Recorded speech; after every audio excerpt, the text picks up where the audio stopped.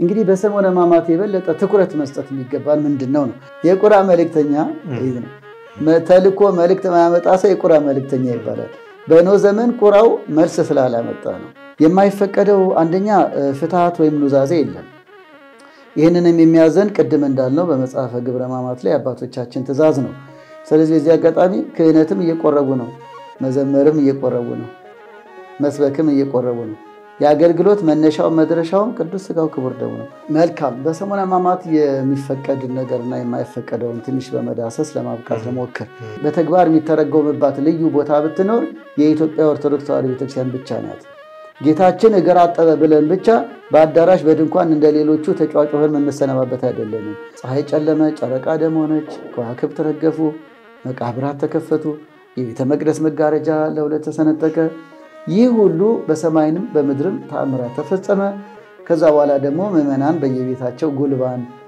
ይቀምሳሉ ያ ጉልባን ከግብጽ ባርነት ሲወጡ እስራኤላውያን በእጃቸው የነበረው እንደ ንፍሮ አሁን እንደምንቀቀለው ጉልባን ያለ ነበርና እዚያም ክብርና ቦታ መስጠት አለብን ጥብጣቢው አልቋል ብለን መሄድ የለብንም በተቻለ መጠን ታማሚና የተለየ ችግር የገጠማቸው ካልሆነ በቀር በነገራችን ላይ ምህላው መሳተፍ ይገባል በዕለተ ስቅለት ጠንከር ያሉ ለምሳሌ በሰሞነ ሕማማት ሩካቢ ቢፈጽሙ በዚህ ጊዜ ኑዛዜ አይደለም ለብቻው ቀኖና የሚያሰጥ ነው በሰሞነ ሕማማት በፍጹም ሩካቢ ይፈጸም መኝታ ርቀው ነገረ ክርስቶስን ነገረ ሕማሙን ያሰው ቢሰነብቱበት ነው ስዑር ነው አንዳንዶች ቅዳሜ ሹር ይላሉ እና ሹር ደግሞ ሌላ ነገር እና ቅዳሜ ሹር አይደለም ስዑር ነው የግዕዝ ቃል ነው ሰዓረ ሻረ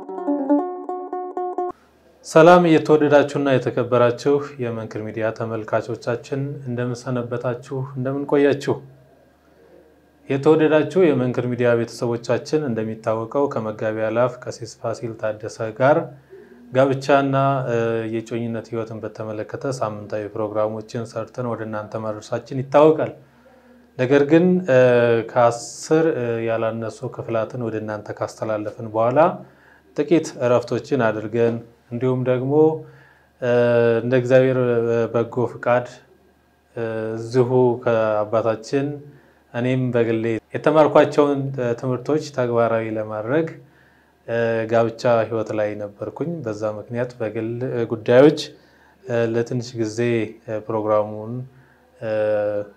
ወደናንተ ሳናደርስ ቆይተናል እንግዲህ እንደ እግዚአብሔር በጎ ፍቃድ የኛም ጋብቻ መልካም ሆኖ ዛሬ ደግሞ ወቅቱን በተመለከተ ወደ ጋብቻው ወይንም ወደ ጮኝነት ህይወቱ ከመግባታችን በፊት አሁን ያለነው በአብይ ጾም ውስጥ ስለሆነ በተለይም ደግሞ ሕማማት ውስጥ ስላለን ያንን በተመለከተ እንደው ለምእመናን ግንዛቤ ቢያገኙ ቢማሩበት ወይንም ደግሞ ተግባራዊ ቢያደርጉት በመንፈሳዊ ህይወታቸው ይጠቅማቸዋል ለምንላቸውን ወቅታዊ ሐሳቦችን ለማንሳት ከመጋቢ አላፍ ቀሲስ ፋሲል ታደሰ ጋር እዚህ ስቱዲዮ እንገኛለን እናንተም እስከ መጨረሻ አብራችሁን ቆዩ መጋቢ እንኳን ደህና መጡ እንኳን ደህና ቆያችሁኝ እናንተንም እንኳን አደረሳችሁ እንኳን ለዚህ ክብር አበቃችሁ አንተንም ክብርት ባለቤትህንም እና በእውነት እንደተባለው በቤተክርስቲያን ስትማር በተለያየ በካህናት ምክር ስታገኝ የቆያችሁትን ሁለታችሁም በቤተክርስቲያን ሥርዓት ጋብቻችሁን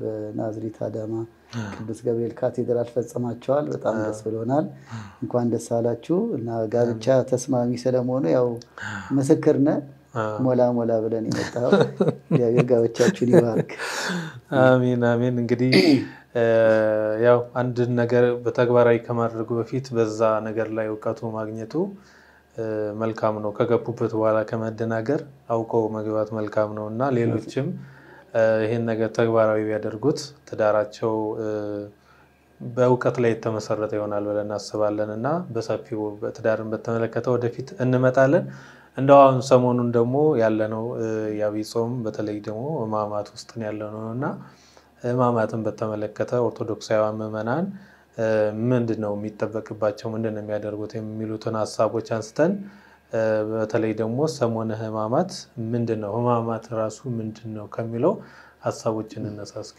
እሺ አመሰግናለሁ። እንግዲህ ከሁሉ በላይ የኦርቶዶክሳውያን የቤተክርስቲያን ምዕመናን ካህናትን በአጠቃላይ በትጋት በንቃት እያሳለፉ የሚገኙበትን አብይ ጾም በሰላም ለዚህ ዕለት ስላደረሰን አምላካችን ክብር ይግባው። ሰሙነ ሕማማትን ማሳለፈን ደግሞ ለፋሲካው ለትንሳኤው እንዲያበቃን ቅዱስ ፈቃዱ ይሁንልን። አሜን። ሰሙነ ሕማማት ማለት ያው ሁለት ቃላቶች ናቸው። ሰሙን ሳምንት ማለት ነው።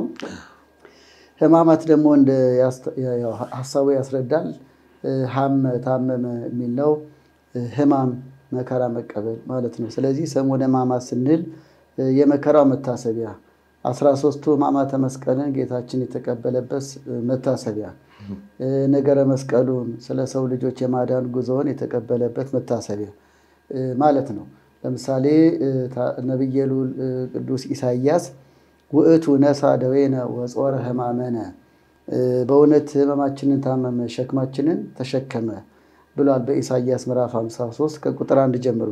ስለዚህ መድኃኒታችን ኢየሱስ ክርስቶስ የሰው ልጆችን መከራ ተቀብሎ ቤዛ ሆኖ ከሞት ወደ ሕይወት ያሸጋገረበትን ስለኛ የተቀበለውን መከራ የምናስብበት ሳምንት በመሆኑ ሰሙነ ሕማማት ተባለ ማለት ነው። እንግዲህ ትንሽ ስለዚህ ስለ ሰሙነ ሕማማት አጀማመር በመጠኑ ስናይ ቤተክርስቲያን በተለያየ መንገድ እያስተማረች ነው። አባቶቻችን ከሚያስተምሩት ሐሳብ አንደኛው በሐዋርያት የተጀመረ መሆኑን እንረዳለን። ቅዱሳን አባቶቻችን ሐዋርያት የጌታን መከራ በየዓመቱም በየአህጉረ ስብከታቸውም በሚያስተምሩበት ቦታም እያሰቡት መከራውን ለመታሰቢያ ያድርጉት ያለውንም እያሰቡ የጌታችን መከራ ያስቡ ነበር። ይህንንም ደግሞ በቀኖና ደረጃም በሲኖዶስ ደረጃም በመጽሐፎቻቸውም እንደ ትእዛዝ አድርገው ጽፈዋል።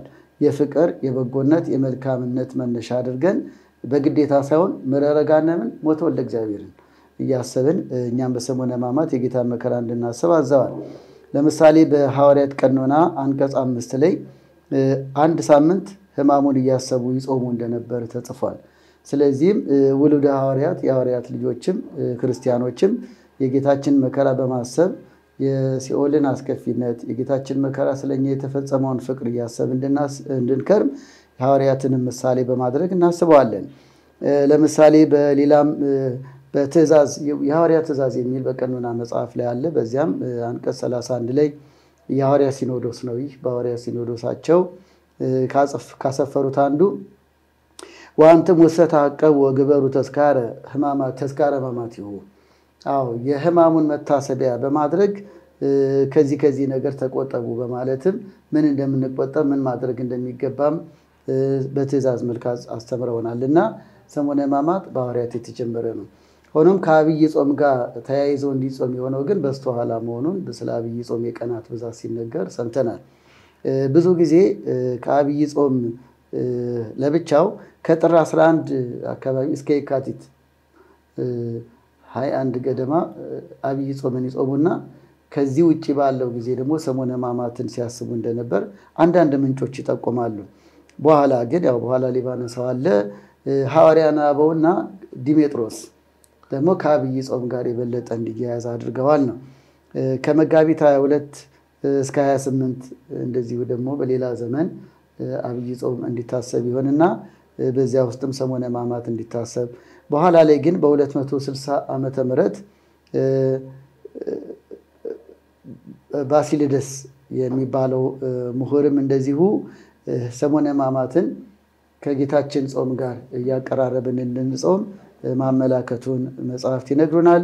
በሌላም ደግሞ ከሱ ቀደም ባሉትም ጊዜያት እንደዚሁ ከሱ በኋላ ባለው ዘመንም በ235 ዓመተ ምህረት ቅድም አንስቼዋለሁ ዲሜጥሮስ ቤተክርስቲያናችንም የምትጠቀምበት የባህር ሐሳብ ምስጢርን ያደላደለው ከእርሱ ዘመን በኋላ ከአብይ ጾም ጋር አያይዘን ሰሙነ ሕማማትን መጀመሪያው ህርቃል ኋላ ላይ ደግሞ ሰሙነ ሕማማትን ከዚያም 55 ቀን አብይ ጾም እንድንጾም ተደንግጓል።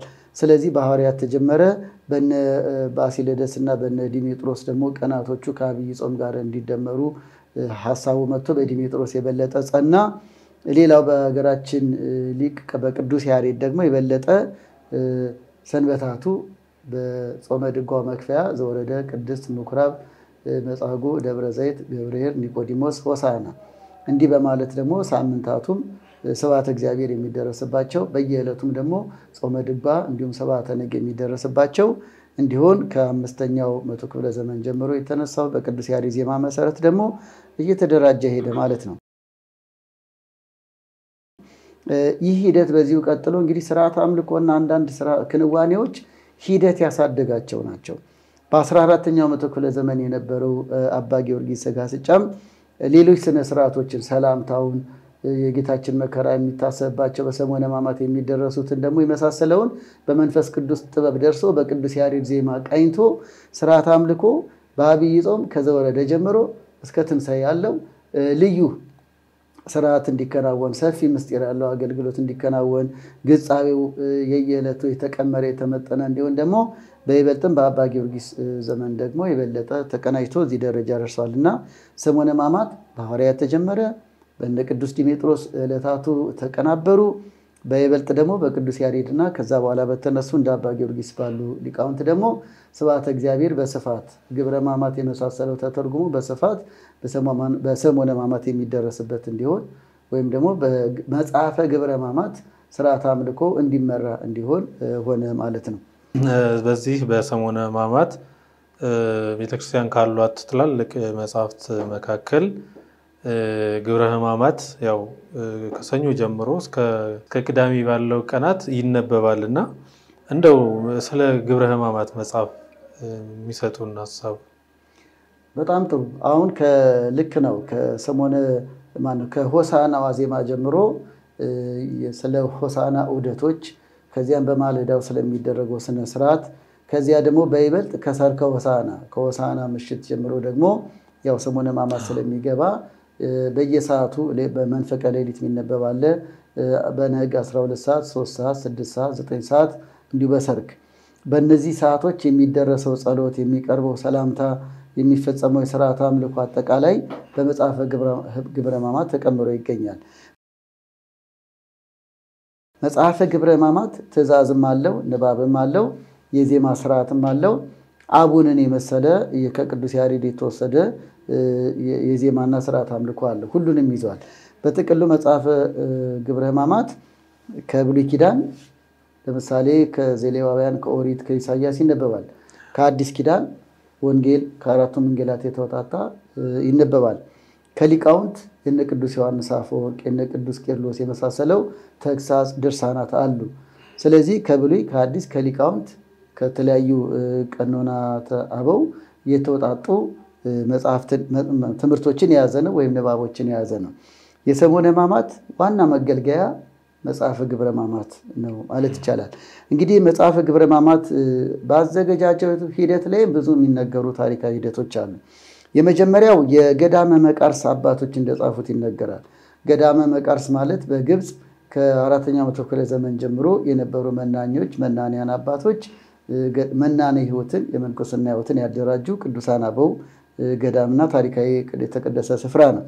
ስለዚህም የገዳመ መቃርስ አባቶች በዚያው ዘመን ጀምረውት በኋላ ላይ ግን የነርሱ የአባቶች የመንፈስ ልጆቻቸው በሰሙነ ሕማማት ወይም የጌታን መከራ ለማሰብ የሚያደርሱትን የተለያየ ጸሎት ቀምረው በ1131 ዓመተ ምህረት በዛው በገዳመ መቃርስ ማለት ነው የቀደሙትን አባቶች ብሂል ትውፊት ጠብቀው በ1131 ዓመተ ምህረት መጽሐፈ ግብረ ሕማማት አሁን የምናየው አይነት ይዘት እንዳዘጋጁና የቀደሙ አባቶቻችን ከሐዋርያት ጀምሮ የጌታን መከራ የሚያስቡበት እኒህ ናቸው በማለት መጽሐፈ ግብረ ሕማማትን እንደቀመሩ ይነገራል።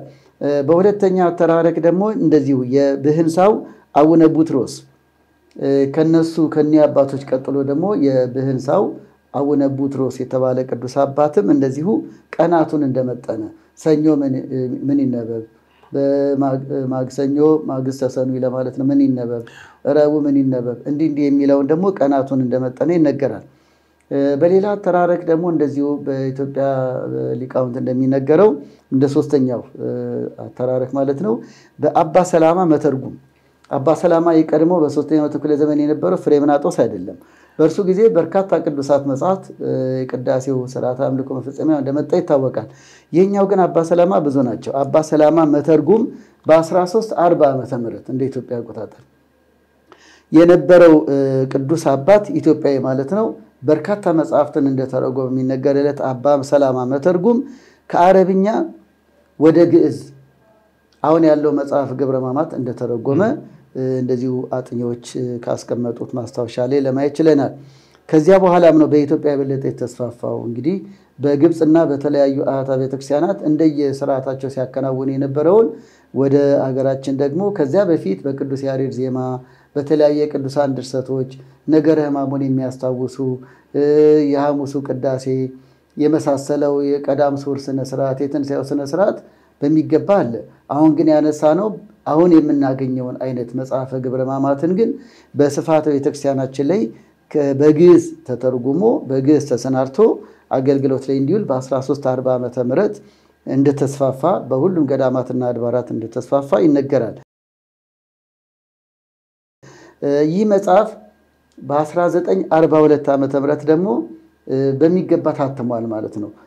በብፁዕ ወቅዱስ አቡነ ባስልዮስ የመጀመሪያው የኢትዮጵያ ቅዱስ ፓትርያርክ ዘመን ደግሞ በስፋት በብራና በተለያየ መልኩ ከየተወሰነ እየተቀነጨበ ገዳማት አድባራት እየወሰዱ የሚገለገሉበት ዘመን አብቅቶ በህትመት ደረጃ በ1942 ዓመተ ምህረት ደግሞ ስለመታተሙ ይነገራል ማለት ነው። በዚያ በቃም ይህ ሂደት አሁን ደግሞ በይበልጥ ለምሳሌ በምዕራፍ ወይም ደግሞ በአገላለጽ ተመቻችቶ በአማርኛ ተተርጉሞ የምናገኝበትን ታሪክ ሲነገር ደግሞ በቅርብ ጊዜ ያረፉት ትልቅ የቤተክርስቲያናችን ሊቅ ሊቀ መዘምራን ላይከ ማርያም በአሰላ መንበረ ጵጵስናና መድኃኔዓለም ቤተክርስቲያን የሚያገለግሉ ይመስለኛል የነበሩ ይመስለኛል። ለምሳሌ አኮቴት ቴሌቪዥን የሚልና በኋላ የኢኦቲሲን መሸጋገሪያ ወቅት ላይ ከአኮቴት ቴሌቪዥን አንዳንድ ዶክመንት አምጥተን ለኢኦቲሲ ስናስረክብ ካገኘነው ዶክመንት አንዱ የእሳቸው ኢንተርቪው ነበር እና በዘመኑ የነበሩ የቤተክርስቲያን ልጆች እሳቸውን በሕይወት እያሉ ስለ መጽሐፈ ግብረ ሕማማት ያተረጓጎም ሂደት እንዴት እንደተረጎሙት ቃለ መጠይቅ እንደተጠየቁ አስታውሳለሁ እና እኔም በአካል አይቻቸዋለሁ እግዚአብሔር ፈቅዶ። እናም ሊቀ መዘምራን ላይከ ማርያም ወደ አማርኛ ተርጉመውት በይበልጥም በ1996 ዓመተ ምህረት በጠቅላይ ቤተ ክህነታችን ማሳተሚያ መምሪያዎች በኩል በሚገባ በሊቃውንት ጉባኤ ፊደሉ አቀማመጡ ታርሞ አሁን ቅድስት ቤተክርስቲያናችን የምትገለገለበትን መጽሐፈ ግብረ ሕማማት በአሁን መልኩ ያለውን በተደጋጋሚ እየታተመ አገልግሎት ላይ በስፋት እንዲውል ግዕዝ የማይችሉ ምዕመናንም አማርኛውን እንዲሰሙ የሚያጠኑ የሚጸልዩበትም ምስጢሩን ለመረዳት የሚሞክሩም እንደዚሁ ግዕዙም አማርኛውም በሚገባ ተሰናድቶ ቤተክርስቲያን የተገለገለችበት ይገኛል። በሊቀ መዘምራን ላይከ ማርያም የታተመውን አማርኛ ደግሞ በብፁዕ ወቅዱስ አቡነ ጳውሎስ ዘመን በስፋት እንዲታተም መሆኑ ታሪክ መዝግቦታል። እንግዲህ አጠቃላይ መጽሐፈ ግብረ ሕማማት የሰዓት አለው። አንዳንድ ጊዜ ብዙ ጊዜኛ የሚገጥመን ቀን ስለሆነ እንጂ ከመንፈቀ ሌሊት ጀምሮ የሚነበብ ነው። ሊቃውንተ ቤተክርስቲያንና በይበልጥም ግዕዝ አስነባቢ ማንበብም የማስነበብም ጸጋውና ችሎታው ያላቸው አባቶች እየመሩ በመጽሐፈ ግብረ ሕማማት ደግሞ ይሄንን በነግ ይሄንን በሰልስት እያለ የሚያዘውን እንደየሰዓቱ እያደረሱ የኦሪቱንም በቦታው የሐዲሳቱንም በቦታው የሊቃውንቱንም ተረፈ ወንጌል ተአምረ ኢየሱስ ተአምረ ማርያም የመሳሰለው ሁሉ ያካተተ ነው። ያን ሁሉ በሰዓት ሊነበብ የሚገባውን እየተነበበ የሚከናወን ነው። መጽሐፈ ግብረ ሕማማት ከመነበቡ ባሻገር በየሰዓታቱ ሊነበብ መሰናዶ ሲደረግም እንዲሁ አይደለም። ጸሎት ተደርጎ ነው። ለምሳሌ ዳዊት ይደገማል። ዳዊት ይታደልና እንደ ቤተክርስቲያን ስርዓት ይደገማል። ከዚያ በኋላ ውዳሴ ማርያም ይደገማል። አቡን የቅዱስ ያሬድ ዜማ ስርዓት ነው። አቡን ይመራል። መሪና ተመሪ ያለው ከዛ ለከ ኃይል እያለን አሁን ምዕመናን ዘወትር ቤተክርስቲያን ስለማይለዩ ይሄን ሐሳብ ይከታተሉታል። ለከ ኃይል እያሉ ደግሞ የለከ ኃይል ስርዓተ ዜማ ግራና ቀኝ በማስተዛዘል ወይም እየተመራ ይከናወናል። ለአምላክ ይደሉ እያልን ደግሞ እንደዚሁ በሚያሳዝንና የጌታን መከራ በሚያሳስብ ዜማ እየተዜመም ደግሞ ስግደቱ ይቀጥላል። ከዚያ ምንባባት ስግደት በመጨረሻም ሰላምታ ማለት በአባ ጊዮርጊስ ዘጋስጫና በሌሎችም ቅዱሳን እንደተደረሰ የሚነገረው በሰላምታው ግራና ቀኝ በመሆን ደግሞ እንደዚሁም ይደረሳል ማለት ነው እና መጽሐፈ ግብረ ሕማማት እነዚህን ሁሉ ሐሳቦች የያዘና በስርዓተ ጸሎት ተጀምሮ በስርዓተ ጸሎት የሚያበቃ በክብር በአትሮንስ ላይ ተቀምጦ ማንበብ በሚችሉ ካህናት ወይም አንባቢያን በማዕረገ ክህነት ባላቸው እንደየደረጃቸው በሊቃውንቱ ደግሞ በማህሌታውያን ሊቃውንቱ ደግሞ ስርዓተ ዜማው እየተመራ ኪርያላይሶ እያልን ስግደቱ እየተሰገደ ይሄ ሁሉ ስነ ስርዓት የሚመራበት መጽሐፍ ነው። በሰሙነ ሕማማት ውስጥ ያሉ ቀናት የየራሳቸው ስያሜና ታሪካዊ መጽሐፍ ቅዱሳዊ መገለጫ ወይንም ደግሞ አስተምሮ አላቸውና እንደው እነሱን በተመለከተ ከሰኞ ጀምሮ መጽሐፍ ቅዱስ ላይ ያላቸውን ስያሜና ትርጉማቸው። በጣም ጥሩ። በሰሙነ ሕማማት ያሉ ዕለታት ስያሜያቸው ራሱ መነሻው ከመጽሐፈ ግብረ ሕማማት ንባብ ወንጌሉ ተረፈ ወንጌል የመሳሰለው ከሰጠው የንባብ ትኩረት መነሻነት ነው። ከዚያ ደግሞ ከጉባኤ ቤት መምህራን ከቅዱስ ወንጌል ጋር በማዛመድ በዕለታቱ እነዚህ ይታሰቡበታል ብለው ምንጮቻችን እነሱ ናቸው። እንግዲህ እንደሚታወቀው የመጀመሪያው ዕለት ሰኑይ ወይም ሰኞ ማለት የምንጠራው ሁለት ነገሮችን በሰሙነ ሕማማት ሰኞ ይታሰባል። አንደኛው አንጽሖተ ቤተ መቅደስ የሚባል ነው። አንጽሖተ ቤተ መቅደስ ከሆሳዕናው በዓል ወይም ምስጢር ጋር ተያይዞ ንባቡና እንዲሁ ምስጢሩ ደግሞ በስፋት የሚነገርበት ስለሆነ ቤተ መቅደሱን ስለማስከበሩ ሻጮች ለዋጮችን ስለማስወገዱ ቤቴ የጸሎት ቤት ትባላለች የሚለውን የጌታችን የመድኃኒታችን ኢየሱስ ክርስቶስ የነቢያትን ትንቢት የእርሱ ቃል እንደሆነ እርሱም በአምላካዊ ቃሉ ያጸናው መሆኑን በመግለጽ አንጽሖተ ቤተ መቅደስ በሉቃስ ወንጌል ምዕራፍ 19 ቁጥር 46 እንደዚሁም በማቴዎስ ወንጌል ምዕራፍ 21 ላይ ያለው የተነበበ የሚታወስበት ነው። ሌላ ሁለተኛው ደግሞ መርገመ በለስ ይባላል። በለሲቱን የረገመበት በማርቆስ ወንጌል ምዕራፍ 11 ቁጥር 11 በማቴዎስ ወንጌል ምዕራፍ 21 ከቤተ መቅደሱ ታሪክ ጋር አያይዞ እናገኘዋለን። እንግዲህ መርገመ በለስ መባሉ የመድኃኒታችን ኢየሱስ ክርስቶስ ፍሬ ፍለጋ አንዲት በለስን ጎበኛት፣ ፍሬ አጣባት። በለሷ ቅጠል ብቻ ሆና ተገኘች። ስለዚህም ቅጠል ብቻ ሆና ፍሬ ባለማስገኘቷ ረገማት ይላል እና ያው ደርቀሽ ቅሪ ያላት ይላል። እንግዲህ ሊቃውንቱ ያው በአንጻረ በለስ ረገማ ለኃጢአት በበለስ አንጻር ኃጢአትን የረገማት በማለት ስለ አንድ ቅጠል ስለ አንድ ፍሬ ጉዳይ ሳይሆን ስለ ሰው ልጆች ሕይወትና የሰው ልጆች በኃጢአት እንዳይኖሩ ነገር ኃጢአትን አስወግዱ ብሎ መርገማ ኃጢአት ወይም በአንጻረ በለስ ረገማ ለኃጢአት በበለስ አንጻር ኃጢአትን ረገማት፣ ደርቀሽ ቅሪ፣ ከምዕመናን ልብ ራቂ፣ ከምዕመናን ሕይወት ራቂ ብሎ ኃጢአትን መኮነኑን ምዕመናንም ወደ ኃጢአት እንዳይመለሱ ማመላከቱን የሚያሳይ ነው። በሌላ አነጋገር እንግዲህ ቅጠል ብቻ መሆን የሚያሳየው ምንድነው? ሃይማኖተኝነት፣ ስሜት፣ ማስመሰል እንደማያድን ከዚህ ሁሉ ፍሬ ለምሳሌ ኦርቶዶክሳዊ ነኝ ያሉ የማይጾሙ የማይጸልዩ ንስሐ የማይገቡ ምግባራት የሌላቸው ቅጠል ብቻ መሆንን የሚያሳይ ነው። ሃይማኖት ያለ ምግባር የሞተ ነው ብሏል ቅዱስ ያዕቆብን በመልእክቱ። ስለዚህ ቅጠል ብቻ ሆና የተረገመችው ምንድነው? በስም ሃይማኖተኝነት ለምሳሌ የአብርሃም ልጆች ነን እያሉ የአብርሃምን ስራ ይሰሩ ነበር። ይሄ ነው እና በእስራኤልም ሊተረጎም ይችላል። በሌላ ቦታ በለስ ስታብብ በጋ እንደቀረበው የሚለው ምስጢር እስራኤል ከፍ ከፍ ስትል ኃያሉን ስትል ነገረ ምጽአት እንደደረሰው ዕቁ ነው ምስጢሩ። ልክ እንደዚሁ አሁንም ደግሞ በለስን በአይሁድ በእስራኤልም ተመስሎ የአብርሃም ልጆች ነን እኛ የነቢያት ልጆች ነን እንዲሁም ደግሞ መሲሁ ሲመጣ እኛን ነፃ የሚያወጣንን እያሉ ይመጻደቃሉ። ግብዞችም ይላቸው ነበር። ሆኖም ግን በሰንበት ሕሙማንን ፈወስክ ብለው ከሰውታል። በሰንበት ለምን ሕመምተኛ ፈወስክ ብለው ተመቅኝተዋል። የግብዝነት የመመጻደቅ በዓላትንም ሲያከብሩ ሰንበትን በይበልጥ ከቆሙበት ሳይቀመጡ ከተቀመጡበት ሳይነሱ በግብዝነት ያከብሩ ነበር።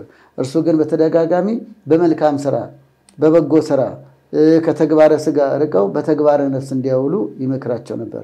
አሁንም ለአይሁድ የተነገረው ሁሉ እስከ ዓለም ፍጻሜ ላሉ በስም ብቻ ለሚኖሩ በማስመሰል ለሚኖሩ የተነገረ ነው እና በይህች ቅጠል ብቻ መሆን ሃይማኖተኛ ነኝ የሚል ግን ምግባር የሌለውን ያሳያል።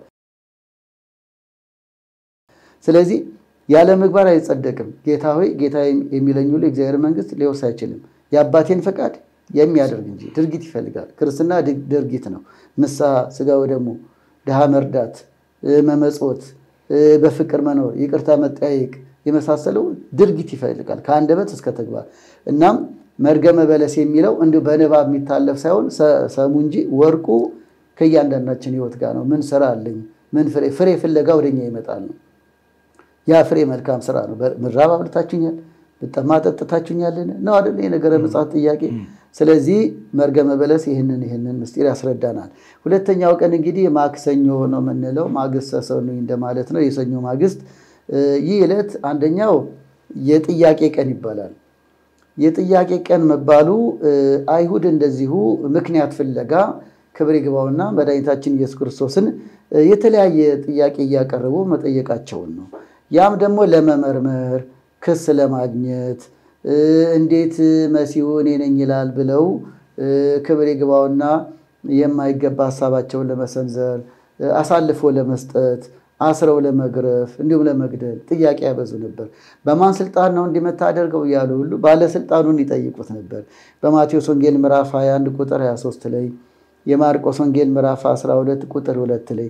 ስለዚህ የጥያቄ ቀን እነርሱ በተለያየ በግብዝነት ለፈተና ሲጠይቁ ክብር ይግባውና እርሱ ግን ተገቢውን መልስና የባህሪ አምላክ መሆኑን ያስረዳቸው ያስገነዘባቸው እንደነበረ በማመን የጥያቄ ቀን ተብሏል። ሌላ ሁለተኛው የትምህርት ቀን የሚሉታል። በአጠቃላይ 3 ዓመት ከ3 ወር በዚህ ምድር ደቀ መዛሙርቱ ከሱ ጋር እየዋሉ እያደሩ ያስተማራቸው ትምህርትን በማሰብ እንዲሁም ደግሞ በስፋት ከነገረ ሞቱ ከነገረ ስቅለቱ በፊትም መድኃኒታችን ኢየሱስ ክርስቶስ ስለ ባህሪ አምላክነቱ ስለ ነገረ ምጽአት እንዲሁም ደግሞ የሰው ልጆች በህይወታችን ማተኮር መያዝ ስለሚገባ ነገር ሁሉ ይልቅም በማቴዎስ ወንጌል ምዕራፍ 21 ቁጥር 25 ወይም ቁጥር 28 በይበልጥ ያስተማረበት በመሆኑ የትምህርት ቀን ይባላል። ሶስተኛው የሰሙነ ሕማማት ዕለት ያው ረቡዕ ነው። ረቡዕ አራተኛ ቀን ማለት ነው። በነገራችን ላይ እነዚህ ዕለታት አሁን ሰኑይ ስንል በነገራችን ላይ ወደኋላ መልሰና ፍጥረት የተጀመረው እሁድ ስለሆነ በተለምዶ አሁን ረቡዕን አራተኛ ቀን ስንል ለሰኞ አይደለም ለእሁድ ነው አራተኛ ቀንነቱ። ይሄኛው አቆጣጠር በብዙ ባህር ሐሳብና በተለያየ አቆጣጠር ምሁራን እንደሚነግሩን ከእሁድ ያው የመጀመሪያ ማለት ነው። ሰኑይ ሁለተኛ ማለት ነው። ማግስተ ሰኑይ ደግሞ የሰኞ ማግስት ለማለት ነው። ረቡዕ ለፍጥረት አራተኛ ቀን ለማለት ነው። እናም አሁንም በተለምዶ ረቡዕ ብለን በሚጠራው ዕለት 3 ዋና ዋና ነገሮች ይታሰባሉ። የመጀመሪያው ምክረ አይሁድ ነው። ምክረ አይሁድ መድኃኒታችን ኢየሱስ ክርስቶስን እንዴት ይዘው እንዴት አሳልፈው እንደሚሰጡና በአይሁድ ጭፍሮች ተይዞም ደግሞ ለሞት የሚያበቃውን ክስና ሁኔታ እንዴት እንደሚያከናውኑ የተማከሩበት ነው። በመጨረሻም ደግሞ ወስነዋል። በየሳምንቱ ከበዓለ ሃምሳ በቀር ረቡዕና ዓርብ እንጾማለን አይደል? ከሰባቱ የአዋጅ አጽዋማት አንዱም ረቡዕና ዓርብ በአንድ ተጠቅልሎ ጾመ ድህነት ይባላል። ምክንያቱ ዓመታዊ ሮብ እቺ ነች ማለት ነው። እቺ የዓመቱ ሮብ ነች ማለት ነው። ይህም ደግሞ ዓርብ ሊሰቅሉት ረቡዕ የተማከሩበት ስለሆነ ምክረ አይሁድ በማቴዎስ ወንጌል ምዕራፍ 26 በማርቆስ ወንጌል ምዕራፍ 14 በዮሐንስ ወንጌል ምዕራፍ 11 ያለውን ተመልካቾች በስፋት ተረጋግተው ሊያነቡት ይችላሉ። ሁለተኛው የዚህ ዕለት ስያሜ የመልካም መዓዛ ቀን ይባላል። መልካም መዓዛን በንባቡም በምስጢሩ ሐሳብ እንድንረዳ ነው እንግዲህ አበው እንደዚህ መሰየማቸው። ማቴዎስ 26 ቁጥር 6 ላይ መልካም መዓዛ ያለው ሽቶ ይዛ ባለ ሽቷ እንተ እፍረት የጌታችን እግር ስር በእንባ አጠበችው፣ በሽቶም ቀባችው፣ እግሩንም ሳመችው። ይህን ሁሉ ያደረገችው ለምንድን ነው? የቀድሞ መዓዛ የሌለው ህይወቷ ተወግዶ መዓዛ ያለው የንስሐ የተቀደሰ አኗኗር ይለውጥላት ዘንድ ነው። ታሪኳ እንዲቀየር ነው። ይታብሲ ዳግመኛ አትበዲ ብሎ እርሱም አሰናብቷታል። ኃጢአቷን ደምስሶላታል። ስለዚህም መልካም መዓዛ ይዛ ቀረበች። ያ በቤቱ ያስተናገደው ሰው አንተ ትከሻዬን አልሳምከኝም፣ እርሷ ግን እግሬን ሳመች። አንተ ውሃ አላቀረብክልኝም፣ እርሷ ግን በእንባዎቿ እግሮቼን አጠበች፣ በፀጉሯም አበሰች። ወዳለችና ይሆንላታል በማለት ብዙ ስርየትን መዳንን ወዳለችና እንደ እምነቷ እንደሚደረግላት የተናገረበት እሷም ለይቅርታ የበቃችበት በመሆኑና የመልካም መዓዛ ቀን ሌሎቻችንም በእንደዚህ ያለ ጊዜ ላይ ራስን ማሰብ፣ በደልን ማሰብ፣ ኃጢአተኝነትን ማሰብ፣ መልካም መዓዛ ያለው ህይወት፣ የንስሐ ህይወት፣ የቁርባን ህይወት፣ የመልካም ስነ ምግባር ህይወት ይዘን የተለወጠ ህይወት ልክ እርሷ ታሪኳ እንደተቀየረ ሁሉ በአብይ ጾምና በሰሙነ ሕማማትም የተለወጠ ህይወት ይዘን ወደ ትንሣኤው እንድንጓዝም ማስተማሪያ ዕለት ነው። ሌላው ሶስተኛው የእንባ ቀን ይሉታል። የእንባ ቀን አሁንም ከዚች ሴት ታሪክ ጋርና በተለያየ ጊዜ ደግሞ የጌታን መከራ እያሰቡ ከሐዋርያት ጀምሮ የኢየሩሳሌም ሴቶችን በነገረ ስቅለቱ ዕለት ስለማንባታቸው አጠቃላይ መረረ ገሃነምን ሞተ ወልደ እግዚአብሔርን እያሰቡ ያነቡትን ሁሉ በማሰብ እኛም ስለኛ ከዚህ የሚበልጥ ፍቅር የለም የሚለውን እያስታወስን እንባ ነው። መነሻ ታሪኩ ግን ቅድም እንደጠየቅኩት በእንባ እግሩን አጠበችው፣ የይቅርታ የምህረት አምላክን ተማጸነችው። ስለዚህም በእንባ ኃጢአታችንን መግለጽ ስለ በደላችን ማንባት እንደሚገባን ስለ ጌታችን መከራም እያሰብን ስለ እኔ የተቀበልከው መከራ ይሄ ነው፣ መቀጣት የሚገባኝ እኔ ነኝ፣ መገረፍ የሚገባኝ እኔ ነኝ፣ አንተ ግን ይህን ሁሉ ሕማማት ተቀበልክልን ብለን በየግልም በማህበርም ስለ ክርስቶስ ፍቅር የምናስብበት ያችንም በእንባዋ ጌታን የተማጸነችውን ሴት በማሰብ አንባ ንስሐ እንዲኖረንም የሚያሳስብ ዕለት ነው። ሐሙስ እንግዲህ አራተኛው ቀን እንደሚታወቀው በጣም ብዙ ስያሜዎች አሉት። ጸሎተ ሐሙስ ነው። እጅግ በጣም የምስጢር ቀን ነው። እንደው አንድ ሁለት ብለን ለመጠቆም ያህል እያንዳንዱን ለመተንተን ጊዜው ባይበቃንም መምህራን ያጥያው ስላሉ ይበልጥ ያስተምራሉ። አንደኛው ጸሎተ ሐሙስ ይባላል። ጸሎተ ሐሙስ መባሉ በማቴዎስ ወንጌል ምዕራፍ 26 ከቁጥር 41 ላይ ወደ ፈተና እንዳትገቡ ተግታችሁ ጸልዩ ብለው ሐዋርያትን እንዲተጉ በጾም በጸሎት እንዲተጉ ወደ ፈተና እንዳይገቡና ፈተናን ማስወገጃው ጸሎት መሆኑን በጌቴሴማኒ ጌታችን አቡነ ዘበሰማያት ያስተማረበት፣ እንዲሁም ደግሞ ኤሊዮን ዋሻ ነቢያት ዋሻ የሚባለው ማታ ማታ የሚያድርበት ከደቀ መዛሙርቱ ጋር አለፍ ብሎ ደግሞ የእመቤታችን የቤተሰቦቿ ቤትና የእመቤታችን መቃብሯና ተነስታ ያረገችበት እነዚህ ሁሉ ያሉበት አካባቢ ነው። ከደብረ ዘይት ተራራ አጠገብ እዚያው አካባቢ ነው እና በጌቴሴማኒ መድኃኒታችን ኢየሱስ ክርስቶስ ስለ ጸሎት አስተምሯል። በዚህ አላበቃም። በዮሐንስ ወንጌል ምዕራፍ 17 ላይ ደግሞ ሙሉውን ምዕመናን ሊያነቡት ይችላሉ። ጌታችን የጸለየበት ነው። አባት ሆይ ፈቃድህ ከሆነ እቺ ጽዋ ከኔ ትለፍ ብሎ የአዳምን ጩኸት የጮኸበት፣ በመከራ ጊዜ መጸለይ የሚገባንን ያስተማረበት፣ ይልቅም ደግሞ እጅግ በጣም ምስጢረ ተዋህዶ ነው። ነገረ ክርስቶስን አዳምን ለመካስ መገለጡ ጠላት እንዲያፍር የክርስቶስ ልጆችና ተከታዮች እርሱን የምናምን ደግሞ በፈጸመልን ፍጹም ፍቅር ደግሞ እንድናመሰግን እጅግ ጥልቅና የተዋህዶን ምስጢር የሚያስረዳ ነገረ ድነት የሚያስረዳው ጸሎት በዮሐንስ ወንጌል ምዕራፍ 17 ላይ ይገኛል። በነገራችን ላይ ይህ ጸሎትም ነው። ብዙ ጊዜ ካህናት ይጸልዩታል፣ በአብነት ትምህርት ቤት ዲያቆናት ይጸልዩታል። የተለያየ የህልም ፈተና፣ የስጋ የጤና ችግር ፈተና፣ የዲያብሎስ ቁራኝነት ፈተና ሲገጥም አባቶች ዮሐንስ 17ን ጸልዩ ይላሉ። የሚችል በግዕዝ ይጸልየዋል፣ የማይችል በአማርኛ የሚጸልየዋል። ይህ ንባብ ምስጢር ነገር ሃይማኖት እንዳለ ሆኖ ጸሎትም ነው ዮሐንስ 17። በዚህ አጋጣሚ ብንለምደው መልካም ነው። ከትምህርቱ ባሻገር ጸሎት ነው። ረቂቁን ትርጉም ግን መተርጉማን ያስፈልጉናል። የአዲስ ኪዳን መተርጉማንን ምን ማለት ነው አሁን በዚህ ላይ እንዳልጀምረው ብዬ ነው። ከኔም የተሻሉ ሊቃውንት እናት ቤተክርስቲያን አሏትና ከኔ አቅም በላይ የሆኑ ሐሳቦችን በዚህ ሚዲያ እንዳናነሳ የአዲስ ኪዳን መተርጉማንን እየጠየቅን ዮሐንስ 17ን በደንብ መረዳት ይገባል። ከቻልን ከበረታን ዮሐንስ 17ን ጸሎታችንን ልናደርግ ይገባል። ይሄን ያነሳሁት ጸሎተ ሐሙስ መባሉ ሐዋርያትን ስለ ጸሎት አስተማረ፣ ጸልዩ አለ። እርሱም ጸሎት ረቂቅ የሆነውን ጸሎትን በመጸለይ አሳየን። ጸሎተ ሐሙስ ተባለ። ሌላው የምስጢር ቀን ይባላል። ይህ ዕለት የምስጢር ቀን መባሉ ቅዱስ ሥጋውን ክቡር ደሙን ያቆረበበት፣ የአዲስ ኪዳን ምስጢርን የፈጸመበት፣ ህብስቱን አንስቶ ነው ባረከው፣ ለወጠው፣ ሥጋ መለኮት ሆነ፣ ወይኑም ደመ መለኮት ሆነ። እንከሙ ብሉ ዝውቱ ሥጋዬ ብሎ ይህን ብሉ ይህን ጠጡ ብሎ ሥጋውና ደሙን ለሐዋርያት አቆረበ። ስለዚህ ይህ ምስጢር የተከናወነበት ድንቅ ዕለት በመሆኑ የምስጢር ቀን ተብሏል። በማቴዎስ ወንጌል ምዕራፍ 26 ከቁጥር 26 እንካችሁ ብሉ ጠጡ አለ። አስቀድሞ በማስተማር ገልጾት ነበር። በዮሐንስ ወንጌል ምዕራፍ 6 ላይ ሥጋዬን የሚበላ ደሜን የሚጠጣ የዘላለም ሕይወት አለው፣ እኔ ከእርሱ ጋር ለዘላለም እኖራለሁ፣ እርሱም ከኔ ጋር ለዘላለም ይኖራል። ክብር ይግባውና በአምላካዊ ቃሉ ይናስተማረ። በተግባር ደግሞ ይኸውላችሁ ይህ በቀራንዮ ስለእናንተ የሚቆረሰው ሥጋዬ ነው፣ ይህ ደሜ ነው ብሎ ለውጦ ፈትቶ አቆረባቸው። ይህን ምስጢር የፈጸመበት ዛሬም ምስጢረ ቅዳሴ ምስጢረ ቁርባን የሚፈጸመው የቅዳሴው ምስጢር የሚከናወነው መነሻው ከጸሎተ ሐሙስ ነው። ምስጋና ውዳሴ ቀድሞ በመላእክት በሰማይ የተጀመረ ነው። ግን የህብስቱን መለወጥ ወይኑን መለወጥ የሚከናወንበት የቅዳሴ መነሻው ጸሎተ ሐሙስ ነው። ይህ ድንቅ ምስጢር በሚታይ አገልግሎት የማይታይ ጸጋ እግዚአብሔር የሚከናወንበት ምስጢር የሚከናወነው መነሻው ጸሎተ ሐሙስ ነው። ካህኑ ሊቀ ካህናት የሆነ በመድኃኒታችን በኢየሱስ ክርስቶስ ፈቃድ የተሾመው ካህን ሁሉ ቅዳሴውን እየመራ ይፈትታል፣ ቆርቦ ያቆርባል። ለዚህ ሁሉ መነሻው የምስጢር ቀን የተባለው ጸሎተ ሐሙስ ነው።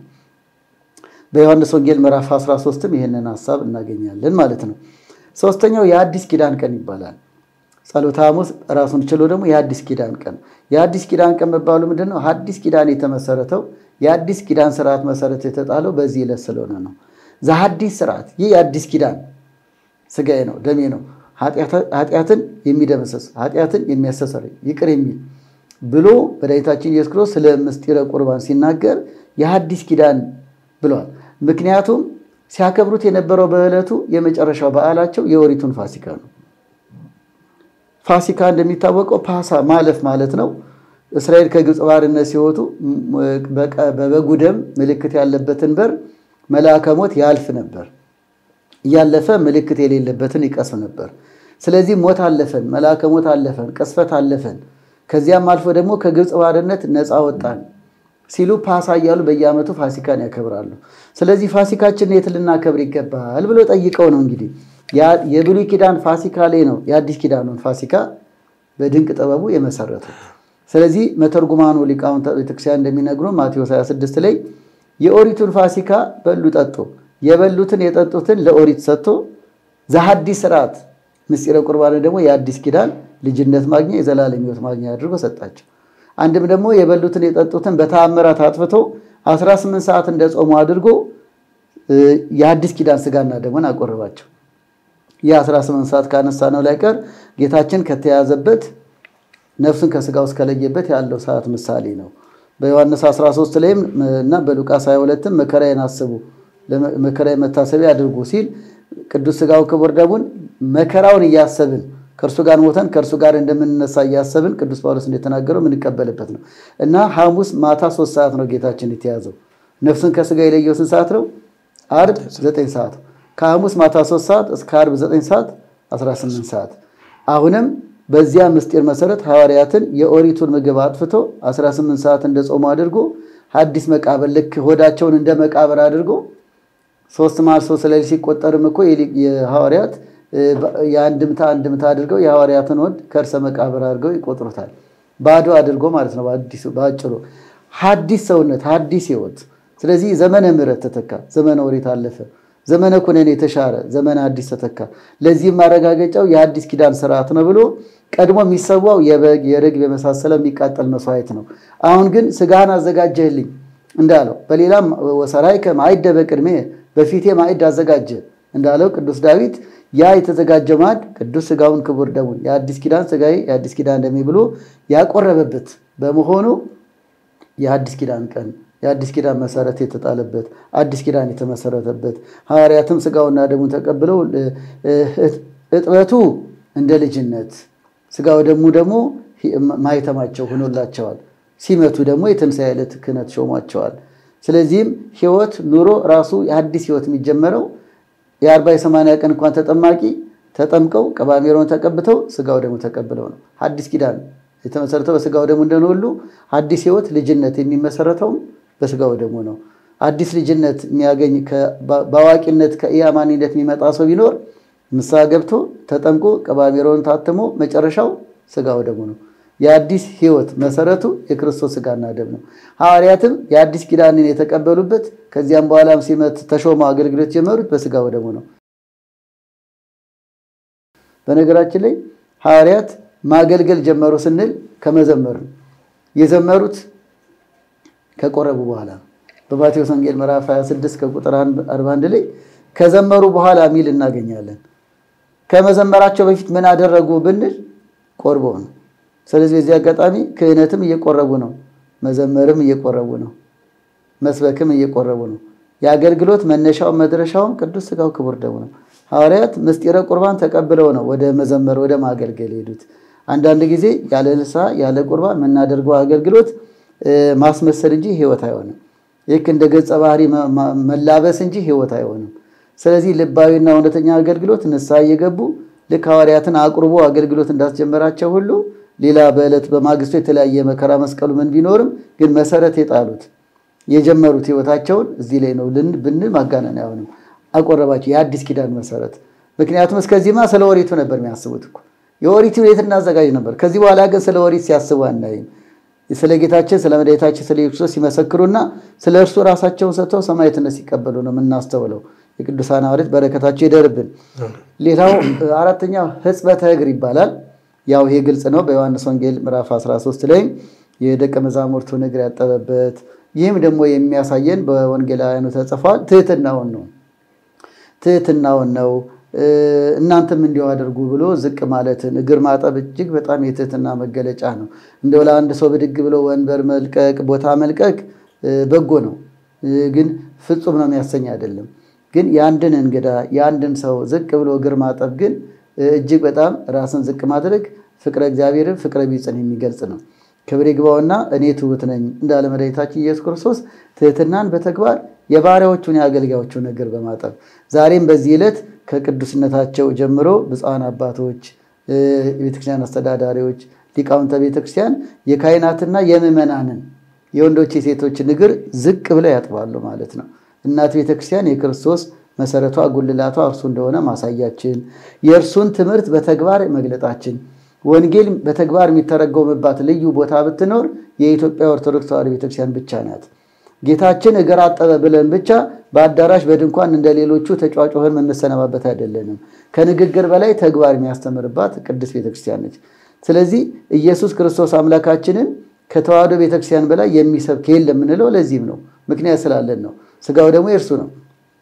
አርሴማን የእመቤታችንን የመላእክትን የጻድቃንን በዓላት ብናከብርም መንበሩ ላይ የሚሰዋው ግን በጸሎተ ሐሙስ ያገኘ ነው፣ በምስጢር ቀን ያገኘ ነው የክርስቶስ ስጋና ደም ነው። በቅዱሳን ቃል ኪዳን ተማጽነንም ማሳረጊያው ስጋው ደሙ ነው። ስለዚህ በእያንዳንዱ አገልግሎት እንደምንረዳ ሁሉ ጸሎተ ሐሙስም የቤተ ክርስቲያን ብቸኛዋ የተዋሕዶ አንድ ሃይማኖት አንድ ጌታ አንዲት ጥምቀት ብለን የምናምናት የቅድስት ቤተክርስቲያን ኢየሱስ ክርስቶስ ፈጣሪያችንን በተግባር የምትገልጥ መሆኗ ማሳያ ነው። ለዚህ ደግሞ ቅዱስ አባታችን ጳጳሳት እኛ አባቶች ነን፣ እኛ ሹመት አለን፣ እኛ አንችልም፣ እኛ ሿሚ ነን እንጂ ዝቅ አንልም ሳይሉ በዚህ ዕለት እጅግ ደስ በሚያሰኝ መልኩ በአረጋዊነት ያሉ አባቶች ሳይቀር ዝቅ ብለው የምዕመናንን እግር ያጥባሉ። ከዚህ በላይ ምን አለ? በየቤተሰቡ ደግሞ ቢለመድ አባቶች የልጅን የሚስቶቻቸውን እግር ማጠብ፣ የጎረቤትንም ጎልማሶች እንደዚሁ የወላጅን የቤተሰብ እግር ማጠብ እንዲህ ያደርጉ ቤተሰባቸው ከቤተክርስቲያኑ በኋላ ማለት ነው ከሥርዓቱ በኋላ እና ሕጽበተ እግር መባሉ በቤተክርስቲያን የሚከናወነው ሥርዓት ጌታችን ሐዋርያትን እግር ማጠቡንና በየምዕመናኑ ቤት ግን ይሄ ተግባር ቢለመድ ደግሞ ትህትናን መስበኪያ ነው። የመጨረሻው የነጻነት ሐሙስ ይባላል።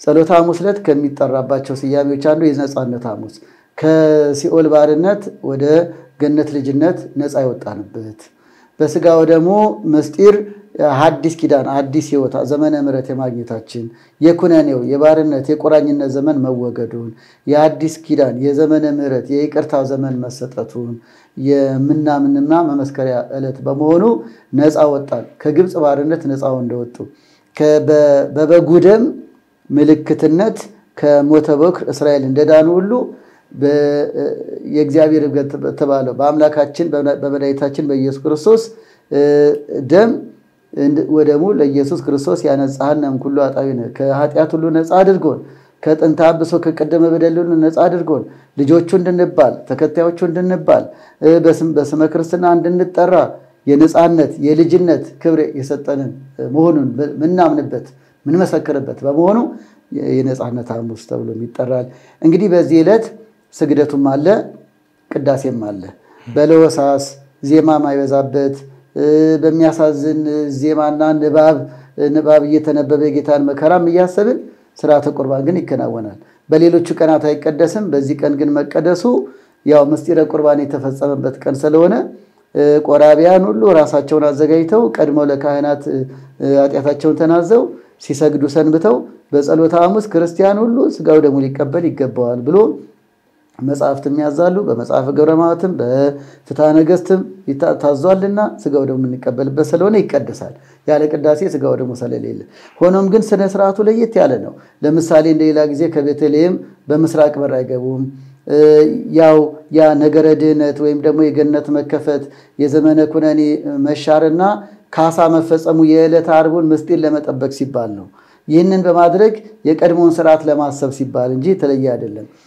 እናም ቃጭ ላይ መታም ደው ላይ መታም በጸናጽል ነው ቀዳሲያኑ ምልክት እየሰጡ የሚገቡት። ዜማ አይበዛም። በንባብና በለሆሳስ በመሳሰለው የሚለበሰውም ነጫጭ ሳይሆን ጠቆር ያለ ወይም ቀይ ሆነ ከለቤዳውን መከራውን ለማሰብ የሚያስታውሱ መንበሩም እንደዛ ነው የሚጎናጸፈው።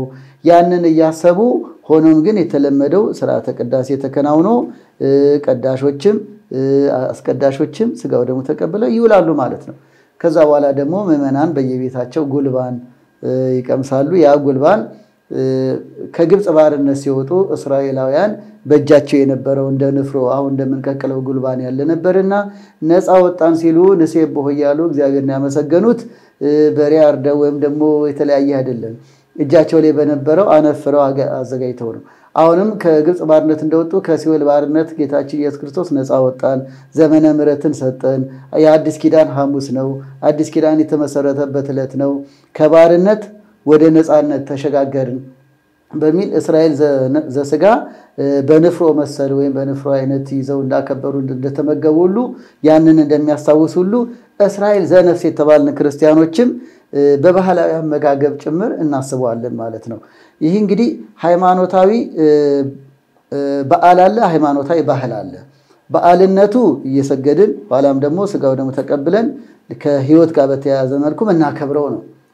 ባህልነቱ ደግሞ በጉልባን አመጋገብ ጠዲቅ አዘጋጅቶ ደግሞ እንደዚሁ በማህበራዊ ኑሮትን ህይወትን በመጠየቅ መባይለት የሚበዙበት እስከ ምሽትም የሚጾምበት ስለሆነ ደግሞ ሌላ ዝክር የለምና በሰሞነ ሕማማትም ጉልባኗን እንደ ሐዘን መግለጫ ወይም ደግሞ እንደ ነፃ መውጫ አይነት ስሜት እየተቃመስን ጠዲቁን እንዲሁ ለበረከት አድርግልለትን ሳያብቃን እያለ እየተቃመስን በመጠነኛ አመጋገብም ግን የሚዋልበት ነው። መታሰቢያነቱ ግን ነፃ መውጣትን ማሳያ ነው። ሌላው ዓርብ ነው። እንደሚታወቀው ዓርብ በዋናነት ዕለተ ስቅለት ነው። ዕለተ ስቅለት ከዘጠኙ አበይት በዓላትም አንዱና ዋነኛው ነው። የሚከበረውም ደግሞ በስግደት ነው። የትኞቹም ዕለታት ላይ ቢውል በዚህ ዕለት ግዝት ነው ተብሎ ስግደት አይቀርም። ቅዳሴ ሁሉ ቀርቷል እኮ መስዋዕት አይሰዋም እኮ። ስለዚህ በዚህ ዕለት ቀድሞም ሊቃውንት እንደሚናገሩት ኋላም በሊቃውንት ጉባኤ አባቶቻችን የመመሪያ ያህል እንዳስተማሩን ስቅለት የሚታሰበው በመስገድ ነው። የደዌ ዳኛ አልጋ ቁራኛ ላይ ካልሆነ በቀር ነፍሰ ጡርና የሚያጠቡ እናቶች ካልሆኑ በቀር ከሕፃናት እስከ አዋቂ ሁሉ እየሰገድን የምንውልበት ቀን ነው። ይህ ስግደትም ሁለት ነገር ያሳየናል። በስቅለት የምንውልበት አንደኛ ለአምላካችን መገዛታችንን ነው። ሰውነታችን ለእርሱ ማስገዛታችንን ነው። ሁለተኛው ደግሞ የጌታችንን መከራ መስቀል እያሰብን እንደዚህ ተንገላታ የአይሁድ ጭፍሮች ከኋላ ያሉት ወደፊት ከፊት ያሉት ወደ ያሉ አንገላቱ 13ቱን ሕማማተ መስቀል እያሰብን ስለኛ መከራ መቀበሉን እያሰብን በመስገድ ነው የምንውለው። በመስገድ የምንውልበት ይህ ልዩ ዕለት በዋናነት እንደሚታወቀው ማቴዎስ 27 ዮሐንስ 19 በ3 ሰዓት ላይ በአውደ ጲላጦስ ቀረበ። እንግዲህ ሐሙስ ማታ ይዘውታል። ዓርብ ማለዳ ደግሞ ፍርዱን ሊከናወን ጲላጦስም ከደሙ ንጹሕ ነኝ አለ። ግን የሚደንቀው የሚገረፍ አይሰቀልም ነበር፣ የሚሰቀል ደግሞ አይገረፍም ነበር። በእርሱ ላይ ግን በአውደ ጲላጦስ መድኃኒታችን ኢየሱስ ክርስቶስ ተገረፈ። በእስራኤል በአሁን ጊዜ 13ቱ ፍኖተ መስቀል የሚባል ቦታ አለ። መከራ መስቀሉ የደረሰበትን ማሳያ ነው። በአውደ ጲላጦስ ግን በማለዳ ገረፉት፣ ታሰረ። ለመጀመሪያ ጊዜም መስቀሉን ተሸክሞ ወደቀ። ከዚያም የቀሬናው ስምዖንም ደግሞ አንደኛውን የመስቀል አካል እንዲያግዝ ተፈቀደለት። ከዚያም መድኃኒታችን ኢየሱስ ክርስቶስ በተደጋጋሚ ወደ ጎልጎታ እየሄደ ነው። ከኋላ ያሉት ይገርፉታል፣ ከፊት ያሉት ቀስበል ይዙታል፣ እሱ ግን በፍቅር ይከተላቸዋል። መስቀሉን ተሸክሞ ተጓዘ።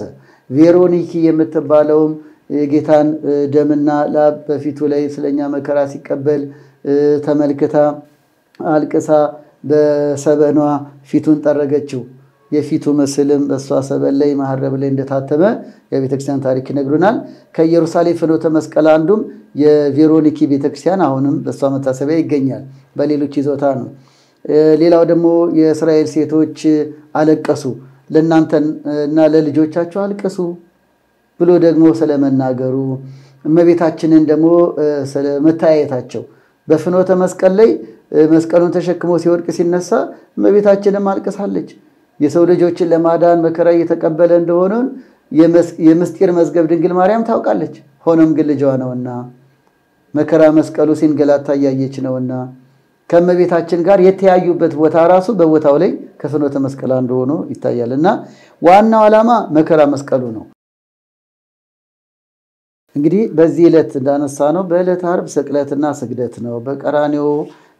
በቀራንዮ ጊዜ ላይ ደግሞ ከሊቶስጥራ አደባባይ እስከ ጎልጎታ ቀራንዮ ድረስ 14 ፍኖተ መስቀል ይባላል።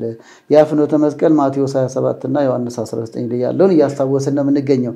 ከዚህ አንፃር ከቬሮኒካም ቀጥሎ እመቤታችን ጋር የተያዩበት እንዲሁ ደግሞ ስለራሳቸው አልቅሱ ብሎ የእስራኤል ሴቶችን የተናገረበት ይህ ሁሉ የመከራ መስቀሉን ጉዞ ከከተማ አውጥተው ነው የሚለው። በድሮው አቀማመጥ የጲላጦስ አደባባይና አካባቢው አጥር ያለው ነው። ገና ቀድሞ ከነዘሩባቤል ጀምሮ የታጠረ ነው። ከተማቸው አለ። ከከተማ አውጥተው የሚለው አሁን የምናገኘው አሁን በእርግጥ ከተማ ነው፣ ኦልድ ሲቲ የሚባል አጠቃላይ ነው። የዛን ጊዜ ግን መድኃኒታችን ኢየሱስ ክርስቶስ የተሰቀለበት ከከተማ ወጥቶ እስከሚሰቀልበት ጉብታ የራስ ቅል በሚመስለው ጉብታ ቦታ ላይ ነው የተሰቀለው እና ከከተማው እየገረፉ መስቀል እያሸከሙ መከራ እያጸኑበት እየተጓዙ ነው። እነዚህ ጉዞ ቦታዎችም እስካሁን መታሰቢያቸው አለ ለማለት ነው። በመጨረሻም ወገብረ መድኃኒተ በማእከለ ምድር በምድር መካከል መድኃኒትን አደረገ እንደሚል ቅዱስ ዳዊት የነቢያት ትንቢት ይፈጸም ዘንድ የዓለም ማእከለ ምድር በሆነች በኢየሩሳሌም ከኢየሩሳሌምም ደግሞ በጎልጎታ ወይም ቀራንዮ ይባላል። የራስ ቅል ማለት ነው። ስለ ሁለት ነገር ነው። የአዳም መቃብር በዚያ ነበር። መልከጼዴቅ ከኖህ ዘመን በኋላ ማለት ነው በአብርሃም ዘመን በኖህ በመርከብ ሲሰዋበት የነበረውን ለልጅ ሂደቱ ቀጥሎ መልከጼዴቅ ጋር ደርሷል። መልከጼዴቅም ንጉሠ ሳሌም ነው። ኢየሩሳሌምን ሲመሰርት የአዳምን መቃብር በጎልጎታ ወይም በቀራንዮ ቀብሯል። ስነ ስቅለቱ ላይ ስዕል ላይ ማለት ነው የአጽም ምልክት የምናየው የአዳም መቃብር በዚያ ያለ ነው።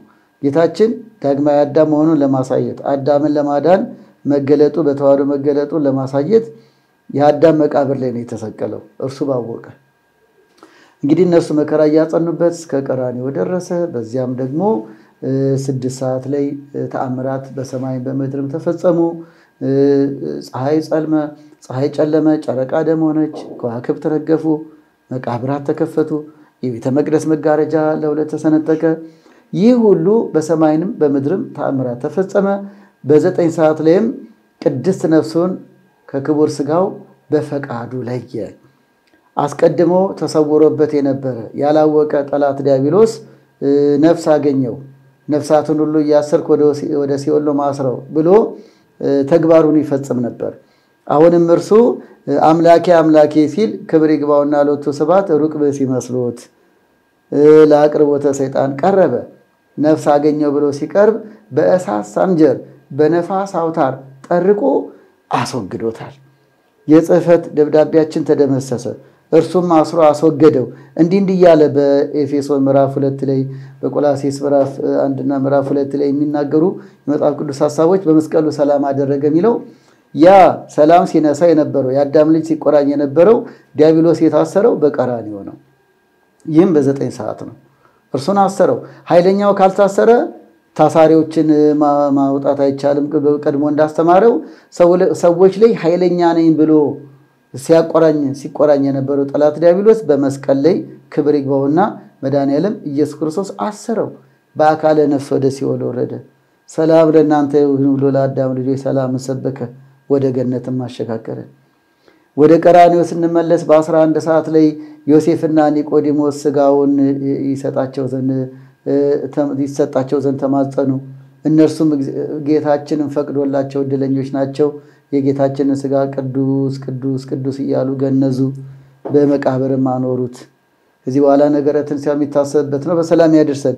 እናም ይህ ሁሉ ከመያዙ ግርፋቱ፣ በመስቀል ላይ መቸንከሩ፣ አምስቱ ሳዶር፣ አዳዶር፣ ዳናት፣ አዴራ፣ ሮዳስ በተባሉ ችንካሮች መቸንከሩ፣ የሸዋ አክሊል መድፋቱ፣ የተፈጸሙ ተአምራት፣ ፈያታዊ ዘየማንና ዘጸጋም ንግግራቸው፣ ያኛው ፈያታዊ ዘየማን ብልህ ሆኖ ተገኝቶ በመጨረሻው ሰዓት በመንግስት አስበኝ ብሎ ንስሐ ገብቶ ተማጽኖ ዛሬ በገነት ከኔ ጋር ትኖራለህ ብሎ ለክብር መብቃቱ፣ ያኛው ደግሞ የማይገባ የተናገረውንም እንደተገሰጸ፣ እነዚህ ሁሉ በመስቀሉ ላይ የተከናወኑና በመጨረሻም ሰይጣንን አስሮ አዳም ልጅ ነፃ ማውጣቱ፣ በአካለ ስጋም ደግሞ ዮሴፍና ኒቆዲሞስ መቃብሩንም እንዲገጠም እንደሆነ ጠባቂዎችም እንዳኖሩ፣ ይህ ሁሉ ሲነገር ሲዜም እንደየሰዓቱ ምስጢር የሚተረክበት የሚነገርበት የሚዜምበት ዕለት በመሆኑ ዕለተ ስቅለት ዕለተ ስግደት እንለዋለን ማለት ነው።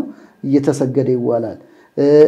ጉልበት ሁሉ ለክርስቶስም ይንበርከክ ይስገድ እንደሚል ነገረ መስቀሉን እያሰብን ስለ አምልኮቱ እየቀናን ስለ አምላክነቱ እያመሰገንን ስለ ማዳኑ ድንቅ ምስጢሩን እየተረዳን እየሰገድን እንውላለን። በፊልጵስዩስ ምዕራፍ 2 ቁጥር 10 እንደተነገረው። ሌላው በዚህ ዕለት እንግዲህ ከ9 ሰዓቱ ስግደት በኋላ ጥብጣቤ አለ። ጥብጣቤ በወይራ ቅጠል ወይም በለምለም ቅጠል ካህናት ትከሻ እየጠበጠቡ ቀኖና ወይም ጊዜያዊ ትእዛዝ ይሰጣሉ። ይሄ ዋና ዓላማ ሁለት ነገር ነው። ጥብጣቤው አንዱ ዝቅ ብለን ስንገረፍ የጌታን ግርፋት ተካፋይ ለመሆን ነው። በዚህ ብቻ ነው ማለት አይደለም። በዘመናችን ሁሉ የክርስቶስን መከራ እያሰበ መኖር ነው ዋናው። ሆኖም ግን ያው ትዕምርተ መከራው ነው፣ የመከራው መታሰቢያ ያቺ ጥብጣቤዋ ታመላክተናለች። ሌላው ደግሞ ትዕምርተ ንስሐ ነው፣ ምልክት ለማለት ነው። የንስሐ ምልክት ነው። በዚያን ዕለት አባቶቻችን ግርፋቱን እያሰብን መጠነኛ ስግደት ሰግደን የስግደቱን ዕለት እንድናበቃ በዚያው ማሳረጊያ እንዲሆነን በረከት እንድንሳተፍ ያደርጋሉ እንጂ ፍጹም ንስሐ ነው ማለት አይደለም። አንዳንዶች በጥብጣቤ ዕለት ብቻ ለካህን በሚናገሩት ንስሐ የገቡ አድርገው የሚናገሩ ይመስላቸዋል። በዚያን ዕለት እኮ ካህናት እግዚአብሔር ይፍታ ይሉ ማታ ላይ አለ ጸሎቱ እንመጣበታለን። ሆኖም ግን ጥብጣቤው 7፣ 14፣ 21 እንደ አቅማችን እንደ ጉልበታችን ይህን ያህል ስገድ ብለው የሚሰጡ ነው። ስመ ክርስትና እንኳን እየጠሩ አይደለም። ዋናው በረከት ለመሳተፍ ብቻ ነው። ስለዚህ የንስሐ ምልክት እንጂ ንስሐ አይደለም። ንስሐ ፍጹም የሆነ ኃጢአትን በመናዘዝ ቀኖና በመቀበል ከነዚህ ከሰሙነ ሕማማትና ከበዓለ ሃምሳም ውጪ በሌሎቹ ጊዜያትም ወደ ካህን ቀርበን በመናዘዝ የምንፈጽመው ምስጢረ ንስሐ ተግባር ነው። ይሄ ምልክት ነው። ድንገት በዚህ ዕለት የምንናዘዘው ምንድነው? በነገራችን ላይ ያለመናዘዝም ይቻላል። ዋናው ኑዛዜ ንስሐ ላይ ነው ለማለት ነው እንጂ በዚህ እንደው ሾልኬ ወይ ማምልጬ ጸድቃለሁ ብልጣብልጥነት የለም። ይሄማ ማለት ግመሉን እየደበቁ ይመስላል። አንድ ተረት ላንሳ። አንድ ሰው ለንስሐ አባቱ ገመድ ሰርቅ ያለው እያለ ይነግራቸዋል። ገመድ እና ሁል ጊዜ ይመጣል በየሳምንቱ። ዛሬስ ምንድነው? ገመድ ሰርቅ ያለው። አሁን ተጠራጠሩ። ሁሌ ገመድ ነው የሚላቸው። እውነት ገመድ ብቻ ነው ግን ብሎ አስጨንቀው ያዙት። ገመድ ብቻ ነው የሰረከው? እንዴት ነው ገመድ ላይ ያተኮርክ? አይ አይደለም አባቴ፣ ገመዷ ጫፍ ላይ በሬ አለች አለ። አሳንሰ። ስለዚህ የሰው እየሰረቀው ምንድነው? በሬ ነው ማለት ነው። ገመዱን ይናገራል፣ በሬውን ይደብቃል። አንዳንዶች ማመንዘር፣ ባዕድ አምልኮ፣ ስንት አይነት ግጭት ጠብ እያለ ያን ሁሉ ሳይናዘዙ በጸሎተ ሐሙስ ቡናው ቅጫለሁ ብለው ማምለጥ ይፈልጋሉ። በሬውን ደብቀው ገመዱን ተናግሮ አይደለም፣ እግዚአብሔር አይዘበትበትም። ስለዚህ የጥብጣቤው ምስጢር ግርፋትና የንስሐ ምልክት ነው። በንስሐ ኑረኝ ዘወትር በንስሐ ቤት ከንስሐ ሕይወት አትለየኝ ለማለት ነው። በዚያን ዕለት ድንገት እንኳን ቢናዘዙ እንደ አበው ሥርዓት በሰሙነ ሕማማት የተፈጸመ ተግባረ ሥጋ ካለ ነው። ያም ደግሞ እግዚአብሔር ይፍታ ልንባል አይደለም፣ ለንስሐ ምልክትነት ነው። በሰሙነ ሕማማት የሆሳዕና ዕለት እግዚአብሔር ይፍታ ተብሎ አብቅቷል።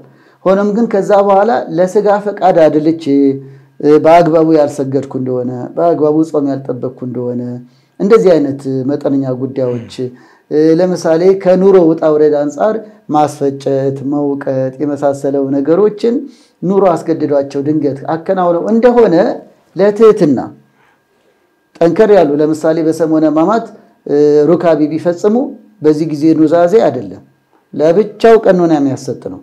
በሰሙነ ሕማማት በፍጹም ሩካቤ ይፈጸም መኝታ ርቀው ነገረ ክርስቶስን ነገረ ሕማሙን እያሰቡ የሚሰነብቱበት ነው። በተቀደሰው ጊዜ ቀኔ ፍቃድን አትፈጽም ብሏል እግዚአብሔር። ከዚህ በፊትም ተማምረንበታል። ከተቀደሰ ሳምንት አንዱ ሰሙነ ሕማማት ነው። በሕማማት ሩካቤ በፍጹም አይፈጸም። ድንገት ባልና ሚስቶችም ከመኝታ ወድቀናል እንደው ስተናል እያሉ የሚናዘዙት በዚህ ዕለት አይደለም። እሱ ለብቻው ነው በሚገባ በንስሐ ስርዓት በሕማማት ሩካቤ ፈጽመናል ብለው ሌላ ቀኖና አሰጣጣሉ። ስግደትም ጾምም ነው። ከዚህ አንፃር አሁንም በሰሙነ ሕማማት የፈጸሙት ስንል እነዚህ ማስፈጨት፣ ድንገት መውቀት፣ ድንገት መቆፈር፣ መኮትኮት ከስግደትና ከቤተክርስቲያን ስርዓት ተዘናግተው የፈጸምነው ፈቃደ ሥጋ ካለ ለንስሐ አብቃኝ ለዋናው ኑዛዜ አብቃኝ የማለት የምኞት መግለጫ ነው እንጂ ሳይናዘዙም ቄሱ ብቻ ሊሰጠን ይችላል። እንዲሁ ደግሞ እንዲህ ሆኖብኛል ለዋናው ንስሐ አብቃኝ ብሎም ደግሞ ሊናገሩ ይችላሉ እንጂ ያስጠፋነውን የተጣላነውን የበደልነውን ምንናዘዝበት እሱማ ምንናዘዝበት አይደለም። ዋናው ራሱን የቻለ ስርዓተ ንስሐ ነው። ሌላው ከዛው ጋር ተያይዞ ያው ምህላ አለ። የጌታችንን ዮሴፍና ኒቆዲሞስ ወደ መቃብር ይዘው መውረድ በክብር ማሳረፍ የነሱን በረከት ለመሳተፍ ካህናቱ የዚያን አምሳል ወይም ስዕላት ይዘው ስለ መድኃኔዓለም ይዘው በአራቱ ማዕዘናት እግዚኦታ ወይም ጸሎተ ምህላ ይደረሳል ማለት ነው። ለዚያም ክብርና ቦታ መስጠት አለብን። ጥብጣቢው አልቋል ብለን መሄድ የለብንም። በተቻለ መጠን ታማሚና የተለየ ችግር የገጠማቸው ካልሆነ በቀር በነገራችን ላይ ምህላው መሳተፍ ይገባል በዕለተ ስቅለት። ሌላው መርገመ ይሁዳ የሚባል አለ። ከዳዊት የተወጣጣ ይደረስና በመቋሚያ ላይ ጧፍ ተደርጎ ወይም በተለያየ አምሳል ይሁዳ ይረገማል። እንግዲህ በአምሳለ ይሁዳ ወይም በአንጻረ ይሁዳ ግን ዲያብሎስን መርገም ክፉ ስራን መርገም ነው። በነገራችን ላይ ያ የሚደገመው የሚስተዛዘለው ዳዊት ሊቃውንቱ እያስተዛዘሉ የሚያደርሱት ዳዊትን መልእክቱ ኃጢአትን መርገምን ክፉ ነገር መርገምን የእግዚአብሔርን ስራ እንዳንሰራ የሚጻረር ክፉ ነገሮችን ማስወገድን ለማሳየት ነው እንጂ ጠቅላላ በሚሊዮኖች መጀመሪያውኑ ተረግሞ ሲወር የወረደውን ይሁዳን ጠቅላላ ድጋሚ እንርገመው ማለት አይደለም። እርሱም አንድ ያስወርዶታል። አሁን መርገም ያለብን የራሳችን ኃጢአት ነው። ኃጢአት የሚያሰራንን የዘወትር ጠላታችንን ዲያብሎስን ነው። ስለዚህ ይሁዳ ልጆቹ ወልደ ወልዱ እንዲሁም ደግሞ ልጆቹ የተረገሙ ሲባል የእርሱን የሥጋ ትውልድ ዘር እየረገምን ሳይሆን ግብሩን ነው። የይሁዳ አይነት በፍቅረ ነዋይ ክፉ የሚሰሩትን በፍቅረ ነዋይ ቤተክርስቲያን የሚያሳፍሩትን በፍቅረ ነዋይ ከፍቅረ ቢጽ የራቁትን እንዲህ ያለውን ግብር ነው የምናወግዘው። ዛሬም ብዙ ይሁዳ አለ። ስለዚህ የይሁዳን ተግባር ነው የምናወግዘው። ምዕመናንም እንደው አጨብጭበንማ እና ጧፉን ደብድበን ያበራነውን ጧፍ ረግጠን ብቻ አይደለም መቀጥቀጥ ያለብን ዲያብሎስን ነው። እሱም ደግሞ በመልካም ስራ ነው። አንዳንዴ ንባቡ ላይ እንሆንና ምስጢሩን ሳንረዳው እንቀራለን እና ልማድ ይመስላል። ያ ሁሉ ከበሮ መሬት የተደበደበ መግለጣችን ዲያብሎስ ተወገደ ነው ዋናው። የተወገደ ዲያብሎስን ግን አሁን እንደ ይሁዳ ግብር ኖሮን እየመለስነው ከሆነ ምኑን ቀጠቀጥ ነው? ክፉ እየሰራ ይሁዳን ረገምን እያልን በተረገመ ስራ ውስጥ ሆነን በሱስ በማይገባ ህይወት ውስጥ ሆነን መቋሚያ ደብድበን መሬት ቀጥቀጠን ብንሄድ ራሳችንን ነው የቀጠቀጥነው በተዘዋዋሪ። ስለዚህ ከይሁዳ ግብር መውጣትን እንደ ይሁዳ ካለ ከክፉ ከማስመሰል ህይወት ከክፉ ህይወት አስመስሎ አይደለ ጌታን ለመሳም የሞከረው ከእንዲህ ያለ ግብር መራቅን የይሁዳን ተግባር መርገምን ነው የሚያሳየው። በመጨረሻ ደግሞ ንሴብሖ ይባላል ማለት ነው። እስራኤል ከግብጽ የወጡ የሙሴት ከበሮ ይዛ ምስጉን የተመሰገነ ብላ የዘመረችውን ዘጸአት 15 የሚገኘውን ሊቃውንተ ቤተክርስቲያን ከሥርዓተ ማኅሌት አቀናብረው ያ በጸናጽን በከበሮ ተወርቦ በዝማሬ በቸብቸቦ ንሴብሖ ለእግዚአብሔር ምስጉን የተመሰገነ ብለን በአንድነት በማመስገን የዕለተ ስቅለት ማብቂያ ይሆናል። በዚያን ዕለት በማሳረጊያውም አባቶች ወይም የቤተክርስቲያኑ የበላይ አባት አቡነ ዘበሰማያት ሰጥተው ኑዛዜም ሰጥተው እግዚአብሔር ይባርክ እግዚአብሔር ይፍታ ብለው ይሸኛሉ። የመስቀል ቡራኬ ግን ዘእንበለ ስም ይላል። ቡራኬ መሳለም ግን ከትንሣኤ ጀምሮ ነው። ስለዚህ እግዚአብሔር ይፍታ ተብሎ ግን ህዝቡ ሊሰናበታል ለማለት ነው። ዕለተ ስቅለት ይመስላል። በማግስቱ እንግዲህ ቅዳሜ ነው። ቅዳሜ ቀዳም ስዑር ወይም ቅዳሜ ስዑር በመባል ይታወቃል። ዋናው አገላለጽም ሰዓረ ሻረ ነው። ስዑር ነው። አንዳንዶች ቅዳሜ ሹር ይላሉ እና ሹር ደግሞ ሌላ ነገር እና ቅዳሜ ሹር አይደለም፣ ስዑር ነው። የግዕዝ ቃል ነው። ሰዓረ ሻረ፣ በጾም የተሻረ ቅዳሜ ለማለት ነው። በሌላ ጊዜ ቅዳሜ እየተጾመ አይዋልም፣ ከጥሉላት ነው የምንቆጠበው እንጂ። አሁን ግን በአክፍሎ ስለሚዋል እስከ ሌሊቱ እስከ ቅዳሴው የበረታ ሁሉ አክፍሎ ጾሞ ስለሚውል በጾም የተሻረችዋ ቅዳሜ ለማለት ነው። እንግዲህ በዚህ ዕለት የመጀመሪያው የቄጤማ በዓል ነው። የቄጤማ በዓል ብዙ ጊዜ ይዘነጋል፣ ግን ከሰሙነ ሕማማት አያይዞ ከትንሣኤ ዋዜማ ጋር መነሻ አድርጎ የሚከበር ስብሐተ እግዚአብሔር የሚደረስበት ልዩ ዕለት ነው ቀዳም ስዑር። ስለዚህ በዚህ ዕለት ከገበያም በፊት ከዶሮ ከእንቁላል ፍለጋ በፊት ቤተክርስቲያን የሚኬደው የጥንት አባቶቻችንና መጽሐፍት ላይ ድሮ እንዲሁም ቅዳሴ ሁሉ እንደነበር ይነገራል። ግጻዊ ላይም አለ። በስተኋላ ግን አክፋዮች እንዲበዙ ቀዳሹም አስቀደሹም አስቀድሶ በሌሊት ስብሐተ እግዚአብሔር ስርዓተ ማኅሌትን አድርሶ በትንሣኤ እንዲቆርብ ለማመቻቸት የቅዳሜው ቅዳሴ በቤተክርስቲያን ሊቃውንት ቀርቶ ግን ስርዓተ ማኅሌት አለ። ገብረ ሰላም በመስቀሉ ትንሣኤሁ አግሃደ ቦቱ እያሉ ሊቃውንት ይዘምራሉ። በመስቀሉ ሰላምን አደረገ። ቆላስይስ ምዕራፍ 1 ቁጥር 9 ይህ ይወረባል፣ በቸብቸቡ ይዘመራል። ኤፌሶን 2 ቁጥር 16 ያለው ነው የቅዱስ ያሬድ ድርሰት ነው። ሊቃውንተ ቤተክርስቲያን ገብረ ሰላም በመስቀሉ እያሉ ስርዓተ ማኅሌቱን ወረቡን ዝማሬውን በዕለቱ ያቀርባሉ። የቄጤማ በዓል ማለታችን ደግሞ ቄጤማው ከማኅሌቱ ስርዓት በኋላ በአባቶቻችን ይባረክና በካህናት ለምእመናኑ ይታደላል። ምእመናንም ግንባራችን ላይ እያሰርን ቤታችንም ይዘን ለበረከት ይዘን እንገባለን። የቄጤማ በዓል ዋናው ምስጢሩ ቅድም እንዳልኩት ገብረ ሰላም ሰላም ሆነ የሚለው የቅዱስ ያሬድ ዜማ እየተሰበከ እየተዘመረ የሚዋልበት በመሆኑ ነው። ሁለተኛው ቄጤማው ግንኙነቱ ምንድነው? ከኖህ ዘመን ታሪክ ጋር ነው። በኦሪት ዘፍጥረት ምዕራፍ 8 ላይ ያው በሰብአ ትካት በኖህ ዘመን በኃጢአታቸው ምክንያት በምድር ላይ በንፍሯ እግዚአብሔር በኃጢአት የኖሩትን ኃጢአታቸው እንዲቀጣቸው ሆኗል። ኖህ በመርከቡ ከነ ልጆቹ ድኗል።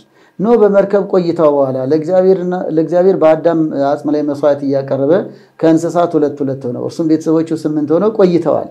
ከዚህ በኋላ የጥፋቷ መግደልን የድህነት መሆኑን ምድር ከጥፋት መዳኗን ለማረጋገጥ መልእክተኞች ላከ። መጀመሪያ የላከው ቁራን ነው። ቁራ በመስኮት ተላከ፣ ሳይመለስ ቀረ። የቁራ መልእክተኛ ይህ ነው። ተልኮ መልእክት ማያመጣ ሰው የቁራ መልእክተኛ ይባላል። በኖህ ዘመን ቁራው መልስ ስላላመጣ ነው። ሁለተኛው ርግብ ላከ። ይህች ርግብ ውሃው ጎድሎ ነበርና ረጃጅም ቄጤማ እንግጫ ይባል ማለት ረጃጅም ቄጤማዎችን ብቅ ብለው ለምልመው ነበርና የጥፋቷ መግደሉን ልምላሜው መተካቱን ጥፋት መግደሉን ወይም ጥፋት ማብቃቱን ምልክት ስታደርግ ለኖህ ለላካት ቄጤማ ይዛ መጣች ማለት ነው። በመስኮትም ገብታ በሰረች። ሐጸ ማየሃይ ነትገ ማየሃይ ስትል የጥፋቷ ጎደለ፣ የጥፋት ዘመን አበቃ፣ ስለዚህም ልምላሜ ሆነ ድህነት ሆነ ስትል ምልክት ይዛ መጣች። የዛ ምሳሌ የርግቢቱ ምሳሌ ካህናትም በስርዓተ ማኅሌት በጸሎተ ኪዳንና በአባቶች ቡራኬ የተባረከውን ቄጤማ ዘመነ ኩነኔ ተሻረ፣ በመስቀሉ ሰላምን አደረገ እያሉ ለምለም ቄጤማ የተባረከውን ያድሉናል ማለት ነው። የዘመነ ምሕረት ማግኘት የዘመነ ኩነኔ መሻር በመስቀሉ ሰላም የሚሆኑ የርግቢቱ ምሳሌ ሆነው ያንን ያድላሉ። ስለዚህም የቄጤማ በዓል ገብረ ሰላም እንዲሁም ደግሞ የአክፍሎት ቀንም ይባላል። ቀዳም ስዑር በሌላው አገላለጽ የአክፍሎት ቀን። እንግዲህ አክፍሎት የተጀመረው አክፍሎት ማለት ብዙ ሰዓት ያለ ምግብ ያለ ውሃ መቆየት ማለት ነው። የበረቱ አንዳንዶች ገዳማውያንና የበረቱ አባቶች ከሐሙስ ማታ ጀምሮም ያከፍሉ አሉ። ጌታችን ከተያዘበት ሰዓት ጀምሮ ማታ 3 ሰዓት ነው። ዓርብን ሳይመገቡ ቅዳሜን ሳይመገቡ የትንሣኤ ዕለት የሚመገቡ አሉ። ይሄ በጣም ጥንካሬ ብርታት ይፈልጋል። ግን አንዳንዶች በአቅማቸው ነው። ንስሐ አባት በማማከር ቤተሰብ በማማከር ነው። አንዳንድ ጊዜ በጉልበት አይሆንም። በቃ እንደ መናኞቹ እንደ ጠንካሮች አባቶቼ ልሁን ብሎ አክፍሎቱን ጀምሮ ቅዳሜ ጠዋት ቁርስ ይበላል። ሕፃናት እንኳን በሚጾሙበት ቀን። ስለዚህ በአቅም ነው በብልሃት እንጂ በጉልበት አይሆንም ክርስትና። ከዚህ አንፃር አክፍሎት ሲባል እንደ በስሜት እንደ በቡድን አይደለም፣ ልምድ አይቶ ነው። አብዛኞች የበረቱ ይሄን ያደርጋሉ። በእውነት እግዚአብሔር ይመስገን ጸሎታቸው ይርዳን። ብዙዎች አሉን። ሌሎች ግን ያው ቅዳሜ ዓርብ ማታ ከስግደት መልስ እህል ቀምሰው ቅዳሜ ጠዋት ጀምሮ ግን አክፍለው ይውላሉ ማለት ነው። ፍጹም ታማሚ የሆኑ ሰዎች ግን ያው አባቶቻቸውን እያማከሩ እነሱ ይወስኑላቸዋል። ሌሎች ግን የበረታን የተጋን መንፈሳዊ በረከት እናገኝ የጌታን መከራ በዚህ እናስብ እንዲሉ ክርስቲያኖች ግን ይበረታታል፣ ተገቢም ነው። ከዚህ አንፃር ከሐዋርያት የተጀመረ ነው። የጌታን ትንሣኤ ሳናይ እህል አንቀምስም ብለዋል ነው። ከዚያም አልፎ ያዕቆብ ዘእልበረዳ የተባለው ቅዱስ አባትም የጌታን ትንሣኤ ሳላበስር ብስራቱን ሳልሰማም እህል አልቀምስም ብሎ አክፍሎትን እንዳስፋፋ ይነገራል ማለት ነው። ስለዚህ ቀዳም ጽዑር የቄጤማ በዓል፣ ገብረ ሰላም በመስቀሉ የሚባልበት ዕለት፣ የአክፍሎት ዕለት፣ ርግቢቷ ቄጤማ እንዳሳየች ሁሉ ካህናትም ቄጤማ ለምእመናን የሚያድሉበት በጾም የተሻረ ቅዳሜ በመባልም በመንፈሳዊ ስርዓት የምንጀምረው ዕለት ነው። ስለዚህ ማናችንም ቤተክርስቲያን ሄደን መገኘት ቄጤማውን የተባረከውን ማግኘት። ድሮ ካህናት በየቤቱ ያድሉ ነበር። አሁን ግን ከምእመናን ብዛት ከካህናት እጥረት የተነሳ ያንን አገልግሎት ለመስጠት አመቺ ስለማይሆን ለምን አልበጡም ብለን ሳናዝን እኛንን መሄድ የሚገባል። እኛ ቤተክርስቲያን ሄደን እንደው አደራ የምንለው ገበያውን ብቻ ለማድ ማድረግ የለብንም። ትልቁ ገበያ እኮ መንፈሳዊ ገበያችን ነው። 55 ቀናት የከረምንበትን የጾም የጸሎት ጉዳይ በስጋው ደግሞ እኮ እንድናሳርግ ነው። ስለዚህ እንደው ጫፍ ላይ እንዳነሰት መጠንቀቅ አለብን። ለዚህ ደግሞ ዋናው ቤተክርስቲያን በመገኘት ነው። እንደው ሁሉም ነገር ደግሞ ይደርሳል፣ ገበያውም ይደርሳል። በእውነት ከሆነ ይደርሳል። ብዙዎቹ ቀዳም ጽዑር የሚያስቧት ግን ያው በክተራ የመሳሰለው ይደርሳል። ጊዜ ያለው ለሁሉም ከነ ልጆቻችን በእውነት በማለዳ ተነስተን ኪዳን አድርሰን በደንብ ስራውት ይከናወናል። ቅዳሜ እንደው ያላዩ ሄዶ እንዲያዩ ነው። ብዙ ሰዎች እርግጠኛ ነኝ የቀዳም ጽዑር ዕለት የቤተክርስቲያን ስርዓት ተካፍለው ያውቁ ከይቅርታ ጋር ነው ብዙዎች ነው የምለው። ግን እኮ ገና ከሌሊቱ ጀምሮ በጣም ስርዓተ ጸሎት እኮ አለ። ታምሩ የሚነበው የተለመደው ጸሎትና ማህሌትም እኮ አለ። ሄደው በይበልጥ ገብረ ሰላም በመስቀሉ ሲባል አብረው እያሸበሸብን ከካህናቱ ጋር እግዚአብሔርን አመስግነን የተባረከውን ቄጤማችንን ይዘን ወደ ጉዳያችን እንሄዳለን ማለት ነው። ያንንም ደግሞ ምስክርነት ነው። በራሳችን ላይ አስረን በቤታችንም አድርገን ደስ ብሎን የተባረከ ቀን እንውላለን። ነገረ ትንሣኤውን ደግሞ በናፍቆት እንጠብቃለን ማለት ነው። እስከ ቀዳም ጽዑር ያለው ዕለት ይህን ይመስላል። መልካም እንግዲህ መጋቢ አላፍ ሰፊ ማብራሪያና ትምህርት ሰጥተውናል። በሚገባ ብዙሃኑም ከዚህ ትምህርት አግኝተው ተግባራዊ ያደርጉታል። መንፈሳዊ ሕይወታቸው ላይም ጠቃሚ የሕይወት ትምህርት ያገኛሉ ብዬ አስባለሁ። አጠቃላይ እንዳጠቃላይ ስለ ጾሙና ስለ ሕማማቱ ለምእመናን ቢተላለፍ የሚሉትን ያስተላልፉና ሕማማቱን በተመለከተ እናቀው። መልካም በሰሙነ ሕማማት የሚፈቀድ ነገርና የማይፈቀደውን ትንሽ በመዳሰስ ለማብቃት ለሞክር። ምን ይፈቀዳል ምን አይፈቀድም የሚለው ግን ሁለቱም ነገር ለመንፈሳዊ ጉዳይ እንጂ ልማድ አይደለም። መንፈሳዊ በረከት ለመሳተፍ ምስጢሩን በመረዳት የምናደርገው ነው። ሰሙነ ሕማማት ሁለት ነገር መታሰቢያ ነው ብለናል። አንደኛው መከራውን፣ ሌላው ደግሞ ዘመነ ኩነኔን እናስብበት ነው። ይሄንን በማሰብ ደግሞ ያው በረከት አግኝተን ከዚህ መታሰቢያ ውስጥም በዚህ ሳምንትም ትንሣኤን ከመቀበላችን በፊት ይሄንን ሁሉ በማስተዋል መከራውን አስበን ትንሣኤውን እንድናከብር ነው። የማይፈቀደው አንደኛ ፍትሐት ወይም ኑዛዜ የለም። ይሄንንም የሚያዘን ቅድም እንዳልነው በመጽሐፈ ግብረ ሕማማት ላይ አባቶቻችን ትእዛዝ ነው። ከሰርከ ሆሳዕና ወይም ደግሞ ከሆሳዕና ዕለት ፍትሐ ዘወልድ ከተነበበ እግዚአብሔር ይፍታ ከተባለ በኋላ በአውደ ምሕረት ከዛ በኋላ ፍትሐት የለም። ስለዚህ ንስሐ መግባት፣ ቀኖና መቀበል፣ እግዚአብሔር ይፍታ መባል የለም። ይህም ደግሞ ዘመነ ኩነኔን የኦሪቱን ዘመን የአዲስ ኪዳን ፍጹም ክህነት ያልተሰጠችበትን ዘመን ለማሰብ ነው። በዚያን ዕለት ሌላው ሁለተኛው ጉዳይ ለይቶ ለማስቀመጥ ዝክርና የመሳሰለ የለም። ለምሳሌ ክርስትና ማስነሳት በዚያ የለም። የእመቤታችን በዓል፣ የቅዱስ ገብርኤል በዓል የመሳሰለው ቢውል እንኳን ዝክር የለም። እንኳን ዝክር ቅዳሴ ስለሌለ መስዋዕት ስለማይሰዋ ይህም የዘመነ ኩነኔና ካሳ ከመፈጸሙ በፊት ያለውን ዘመን ለማሳሰብ ነው። ድግስ፣ ክርስትና፣ ተስካር የመሳሰለው በዚህ ዕለት በዚህ ጊዜ የለም። ሌላው እንደ ሶስተኛ መስቀል መሳለም የለም። መስቀል መሳለም የለም ስንል መስቀሉን እንይዛለን። የቤተክርስቲያናችን አርማ መባረኪያችን ክፉን ማራቂያችን ነው። ሆኖም ግን በተለመደው ልማድ ወደ ካህናትና መስቀሉ በሚገኝበት ቦታ ላይ መሳለም የለም። መስገድ ግን አለ። መሳለም የለም ስንል በዘመነ ኩነኔ ካሳ አልተፈጸመም። በመስቀል ላይ በደሙ መስቀሉን ያከበረበት ጊዜው ገና ነው። ስለዚህ ባለማድረግ እኮ ጊዜውን ለማሰብ ነው። አንድ ነገር በማድረግና ባለማድረግ ነው የሚታሰበው። 10 ትእዛዛት ራሱ አድርግና አታድርግ ኮናል።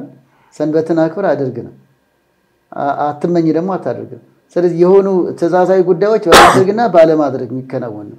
አሁንም መስቀል መሳለም መቆጠባችን ያችን ሳምንት የዘመነ ኩነኔ መታሰቢያ ካሳ አልተፈጸመም፣ በደሙ መስቀሉን አላከበረውም ያን ለማሰብ ነው እንጂ ከከበረ ቆየ። ሆነም ለማሰብ ነው። በማሰብና ባለማድረግ ያን ከባድ ዘመን ነበር የሚለው ስሜቱ በኋላ ነገረ ድነቱ ምን ያህል ዋጋ እንዳለው እንድንገነዘብ የተደረገ ስርዓት ነው። መስቀል መሳለም የለም።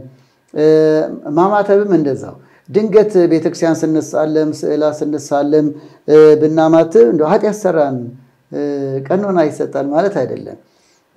በስመ አብ ወወልድ ወመንፈስ ቅዱስ አሐዱ አምላክ ብለን እንሰግዳለን። ለስዕላትም እንዲሁም ደግሞ መደበኛውን ስግደትም መከራውን በማሰብ ስመ ሥላሴ ይጠራል። በነገራችን ላይ ማማተብ የሌለው ነገረ መስቀል ነክ የሆነ ነገር ሁሉ ካሳው ገና ነው። ቅድም ያልኩትን ሐሳብ ለማስተዋወስ ነው እንጂ በስመ አብ ወወልድ ወመንፈስ ቅዱስ አሐዱ አምላክ ይባላል። ንባባት ሁሉ በስመ ሥላሴ ነው የሚጀምሩት። ቤተክርስቲያንም በመስገድ አሁን ምንድነው በመሳለም የምንገልጣቸው ነገር ሁሉ በመስገድ እንገልጣቸዋለን ማለት ነው። ለምሳሌ ተሳልመን ሰላም ለኪ ቤተክርስቲያን ቅድስት አምሳለ ኢየሩሳሌም ብለን የምንገባውን አሁን ግን ኪራይ ላይ ሰው እያልን 7 እና ከዛ በላይ በመስገድ እስከ ግንባራችን ማለት ነው። ባድኖ ብቻ አይደለም፣ ባስተብርኮ ብቻ አይደለም፣ በግንባራችን መሬቱን በመሳለም በመስገድ ሥላሴን በመጥራት እንገልጠዋለን፣ እንተኳለን ማለት ነው። እንተኳለን እና መስቀል መሳለም የለም። ሌላው የትከሻ ሰላምታ የለም። ዳራተኛ የትከሻ ሰላምታ የለም። በዚህ አጋጣሚ ጭራሽ ሆኖ ሰላምታ የለም። እንደው ሰላም አትባባሉ ተኮራረፉ አይነት ያስፈስሉታል አንዳንዶች። እንደዛ አይደለም። በክርስቲያኖች ዘንድ በመንናበብ በመንገነዛዘብ ይሄን ምስጢር በመንረዳ በክርስቲያኖች ዘንድ የትከሻ ሰላምታ በዚህ ሳምንት የለም ማለት ነው እንጂ እንደምን ዋልክ እንደምን አደርክ አይባልም። ጎረቤት ሰላም አይባልም ማለት አይደለም። ሰላምታማ የትከሻ ሰላምታ ማለት መጨባበጥንም ጨምሮ ነው። አዎ ተጨባብጦ ትከሻ መሳም። ይሄም ደግሞ የይሁዳን ሰላምታ ለማሰብ ነው። ይህን ባለማድረግ በማቴዎስ ወንጌል ምዕራፍ 26 ከቁጥር 40 ጀምሮ የምናገኘው እኔ በመሳም አሳልፌ የምሰጣችሁ እርሱ ነው ብሎ ያው 30 ብሩን ተቀብሎ የአይሁድ ጭፍሮች ጌታ ሊይዙ ሲመጡ ከፊት እየመራ ምልክት ያደረገው ምንድነው? አለባበሳቸውና ገጻቸው ተመሳሳይ ስለነበረ ከነ ቅዱስ ጴጥሮስ ከነ ቅዱስ ዮሐንስ ጋር አብሮ ስለነበረ እነሱም ይለዋወጥባቸው ነበርና ደግሞ የማወቅን ብቃትና ሁኔታው አልነበረምና እርሱ ግን እኔ አብሬ ነው የከረምኩት ባነጋገሩ ባለባበሱ በገጹ እኔ ለየዋለሁ። አስቀድሞ እንኳን አቅርቦታል እኮ ለደቀ መዝሙርነትም አብቅቶታል። ግን ማዕዴን የበላ እንጀራዬን የበላ እግሩን በላይ ላይ አነሳ እንደሚል ሁሉ ፍቅረ ነው ያታሉት። አስቀድሞ ከመካከላችሁ አንዱ አሳልፎ ይሰጠኛል የሚለው የተነገረው ትምህርትም ሳይረዳ ለራሱ ሳይመነዝር የኮኖ ችግሩ ሄዶ ምልክት አደረገው። በኋላም ትከሻውን ሳመው። ስለዚህ ይሁዳ ጌታችን መድኃኒታችን ኢየሱስ ክርስቶስን ተላልፎ እንዲሰጥ ባይሁድ ወታደሮች እንዲሰጥ ምልክት ያደረገው ትከሻ መሳምን ነው። ስለዚህ እኛ በዚህ ሰሞን በዚህ ሰላምታን ስዕምን በማቋረጥ በመቆጠብ ይሁዳ አሳልፎ የሰጠበትን ያን የሽንገላ ሰላምታ እናስባለን። በዚህ ውስጥ ዋናው ምስጢሩ ወርቁ የጌታን መከራ ነው። ስለኛ ተላልፎ ተሰጠ ነው። በዚሁ አያይዞም ደግሞ የሽንገላ ሰላምታ፣ የለበጣ ሰላምታ፣ የውሸት ሰላምታ እንደ ይሁዳ ማለት የይሁዳ አይነት ሰላምታ ምን ጊዜም እንደማይገባም ለማሳሰብ ነው። ለዚህ መሰረቱ ለምሳሌ ቅዱስ ጳውሎስ በሮሜ 16 ቁጥር 16 ላይ በተቀደሰይ ሰላምታ ሰላም ተባባሉ ይላል። በነገራችን ላይ በሰሙነ ሕማማት ሰላምታ የለም ስንባባል መነሻው የሰሙነ ሕማማት ቅዳሴ ነው። ከቅዳሴው ደግሞ መጽሐፈ ግብረ ሕማማት ላይ የተሰጠው ትእዛዝ ነው። ቅዳሴያችን ላይ ዘወትር ቅዳሴያችን ላይ እንደሚታወቀው ዲያቆኑ ጸልዩ በእንተ ሰላም ቅድስት ወፍቅር ተአምኑ በበይናቲክሙ በአማሃ ቅድሳት ይላል። ህዝቡ ምን ብሎ ተሰጥቶ ይቀበላል? ክርስቶስ አምላክነ ረሴነ ድለዋን ከመነታማ በበይናቲነ በአማሃ ቅድሳት ሮሜ 16 ቁጥር 16 ያለው። ስለዚህ በሌላ ጊዜ ቅዳሴ ላይ ወንዶች ከወንድ ጋር ሴቶች ከሴቶች ጋር ካህናት ከካህናት እጅ ይነሳሱ ይላል ትእዛዙ። በሰሞነ ሕማማት ቅዳሴ ግን እጅ አትነሳሱ። በግብረ ሕማማት በላይ በሐሙስ በተጻፉ ትእዛዛት ላይ በዚህ ጊዜ ዲያቆኑን ይሄን ሲል ቀዳሾችም ሆነ ምዕመናን በዚህ ጊዜ እጅ አይነሳሱ። ለምን? ያ ሰላምታ በዚህ ዕለት ይሁዳ አሳልፎ የሰጠበት ስለሆነ ያንን ለማሰብ እንጂ በሌላ ጊዜማ የተቀደሰ ሰላምታ ሰላም ተባባሉ ብሏል። ከዚህ አንፃር ነውና ግብረ ሕማማቱ ስለሚያዝ ያንን መነሻ አድርገን ይሄ ነው ምስጢሩ። ግን የሽንገላ ሰላምታ አሳልፎ መስጠት የውሸት የፍቅር ያልሆነ የውሸት የማስመሰል ህይወት ከክርስቲያኖች እንዲርቅና ምን ጊዜም ሰላምታችን መልካም እንዲሆን ከልብ እንዲሆን ማስተማሪያም ነው። ይሄንን ነው። ስለዚህ ይሄ ነው በሚገባው ነገር እናጠቃል። እንግዲህ በሰሞነ ሕማማት የበለጠ ትኩረት መስጠት የሚገባል ምንድነው ነው? አንደኛው አብዝቶ መስገድና ቤተክርስቲያን መገኘት። ይሄ ነው ዋናው ጉዳይ ነው። አንዳንዶች ስራቸውን ገታ አድርገው ገዳማት ሄደው እየሰገዱ የሚያሳልፈዋል ትኩረት ሰጥተው። ያን እንኳን ማድረግ ባንችል በመንችለው ሰዓት ሁሉ ቤተክርስቲያን እየተገኘን በየሰዓቱ ባንችል በመንችለው ሰዓት እየተገኘን ሥርዓተ አምልኮቱን ንባቡን እየሰማን መስገድ። ከዚያ ደግሞ ሊቃውንተ ቤተክርስቲያን ትምህርተ ኅቡዓት መጽሐፈ ኪዳን ይተረጎማል። ልክ እንደ ውዳሴ ማርያም በፍልሰታ እንደሚተረጎመው ሊቃውንቱ ይህንን ከወንጌል ከአዲስ ከብሉይ እያዛመዱ ይተረጉማል። ይህን ትርጓሜ መስማት አብዝቶ መስገድ ቤተክርስቲያን መገኘት የክርስቲያኑ ተግባር ነው። ሌላው ሁለተኛው መጾም ነው። በሚቻል መጠን አብዝቶ መጾም። በዚህ ዕለት ፀሐይ ስትጠልቅ ተመገብ ነው የሚለው። እሱንም ደግሞ አንድ ፍኝ ሽምብራ ጥራጥሬ ሊሆን ይችላል። ይሄን የሚያደርጉ ይበረታሉ። እግዚአብሔር በእነሱ ጸሎት በእውነት ይጠብቀን። ሌሎችም ግን ልንለምደው ይገባል። እንደው እንጀራም ሌላም እህል እንመገባለን ብንልም ደግሞ ፀሐይ እስክትጠልቅ የሚለውን ጤናማ እስከሆነን ድረስ የተለየ መድኃኒት መውሰድ ጽኑ ደዌ ካለ አባት ማማከር ነው። በምንችለው አቅም ግን ፀሐይ እስክትጠልቅ እየሰገዱ ንባብ እየሰሙ ቤተክርስቲያን እየተገኙ በመዋል ምሽት ላይ ብቻ አንድ ጊዜ እንዲቀምሱ ይበረታታል። ይህም የጌታችን መከራ መስቀል ለማሰብ ነው። ሌላው ሶስተኛው በየሰዓቱ መስገድ ቅድም ያልኩት ጋር ይካተታል። የቻለ ሰው ቤተክርስቲያን ያልቻለ ግን ባለበት ድንገት ቤቱና ሌላ ቦታም ተገድቦ ቤተክርስቲያን ሩቅ የሆነ ሰውም 12 ሰዓት 3 ሰዓት 6 ሰዓት 9 ሰዓት ሰርክ 11 ሰዓት እነዚህ ሰዓቶች እየጠበቀ በሚችለው አቅም ኪራይ ላይ ሰው ያለ ቤተክርስቲያን መቀላቀል እንኳን ባይችል ማለት ነው በአቅሙ የጌታ መከራ ያሰበ ቢጸልይ ጥሩ ነው። በዚህ አጋጣሚ ውዳሴ ማርያም ይጸልያል፣ ኪዳን ይደገማል። የማይጸለየው ሥርዓተ ማህሌት የምንገለገልባቸውና ነገረ መስቀሉን የሚያወሱ ቅድም ላልነው መታሰቢያነት ገና ካሳ አልተፈጸመም ለሚለው አይጸለዩም። ለምሳሌ መልካ አይጸለይም። ማህሌትም ስለማይቆም መልካ ማርያም መልካ አይጸለዩም። ሆኖም ግን ውዳሴ ማርያም ይደገማል። በየሰዓቱ ቤተክርስቲያን ጸሎቱ የሚጀምረው በውዳሴ ማርያም ነው። ዳዊት ይደገማል፣ ወንጌል ይነበባል የመሳሰለውና በጋራ የሚጸለይ ለምሳሌ ጸሎተ ኪዳናው በሰሙነ ሕማማት የለም። ሆኖም ግን በትርጓሜ ግን እንሰማዋለን ማለት ነው።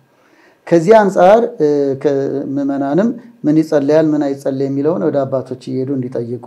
ውዳሴ ማርያምና ዳዊት ግን ምንም ክርክር ውስጥ አይገባም፣ ተግተው ሊጸልዩ ይገባል። በጉባኤም ይጸለያል፣ በግልም ይጸለያል። ሌላው መከራውን ማሰብ ነው። በቃ በአጠቃላይ ይህ ሁሉ የሚያሳስበው 13ቱን ሕማማተ መስቀል ማሰብ ነው። አንደኛው ተኮሮተ ርዕስ ራሱን በዘንግ መመታቱን፣ ሁለተኛው ተጸፎ መልታይት በጥፊ ስለኛ መመታቱን ረዳታችን ኢየሱስ ክርስቶስ፣ ሶስተኛው ወሪቀ ምራቅ በንቀታቸው እየዘበቱ ምራቅ ተፉበት፣ አራተኛው ሰቴ ሐሞት መራራ ጠጡት፣ አምስተኛው ተቀስፎ ዘባን ስጋው አልቆ አጥንቱ እስኪቆጠር ተገረፈ፣ ስድስተኛው ተአርቆተ ልብስን መራቆት አዳም የተራቆተውን ሊያለብሰው ጌታችን ዳግማዊ አዳም ኢየሱስ ክርስቶስ ልብሱን አራቆቱት፣ ሰባተኛው እርግዘተ ገቦ ጎኑን በጦር ተወጋ፣ ስምንተኛው ተአስሮ ደሃሪት ወደ ኋላ ታሰረ። የመከራ እጅግ መገለጫ ስለሆነ መስቀል ተሸክሞ የታሰረው። ከዚህ በኋላ ያሉ ዘጠነኛው ጀምሮ አምስቱ ሳዶር፣ አላዶር፣ ዳናት፣ አዴራ፣ ሮዳስ ከነዋቱ ናቸው።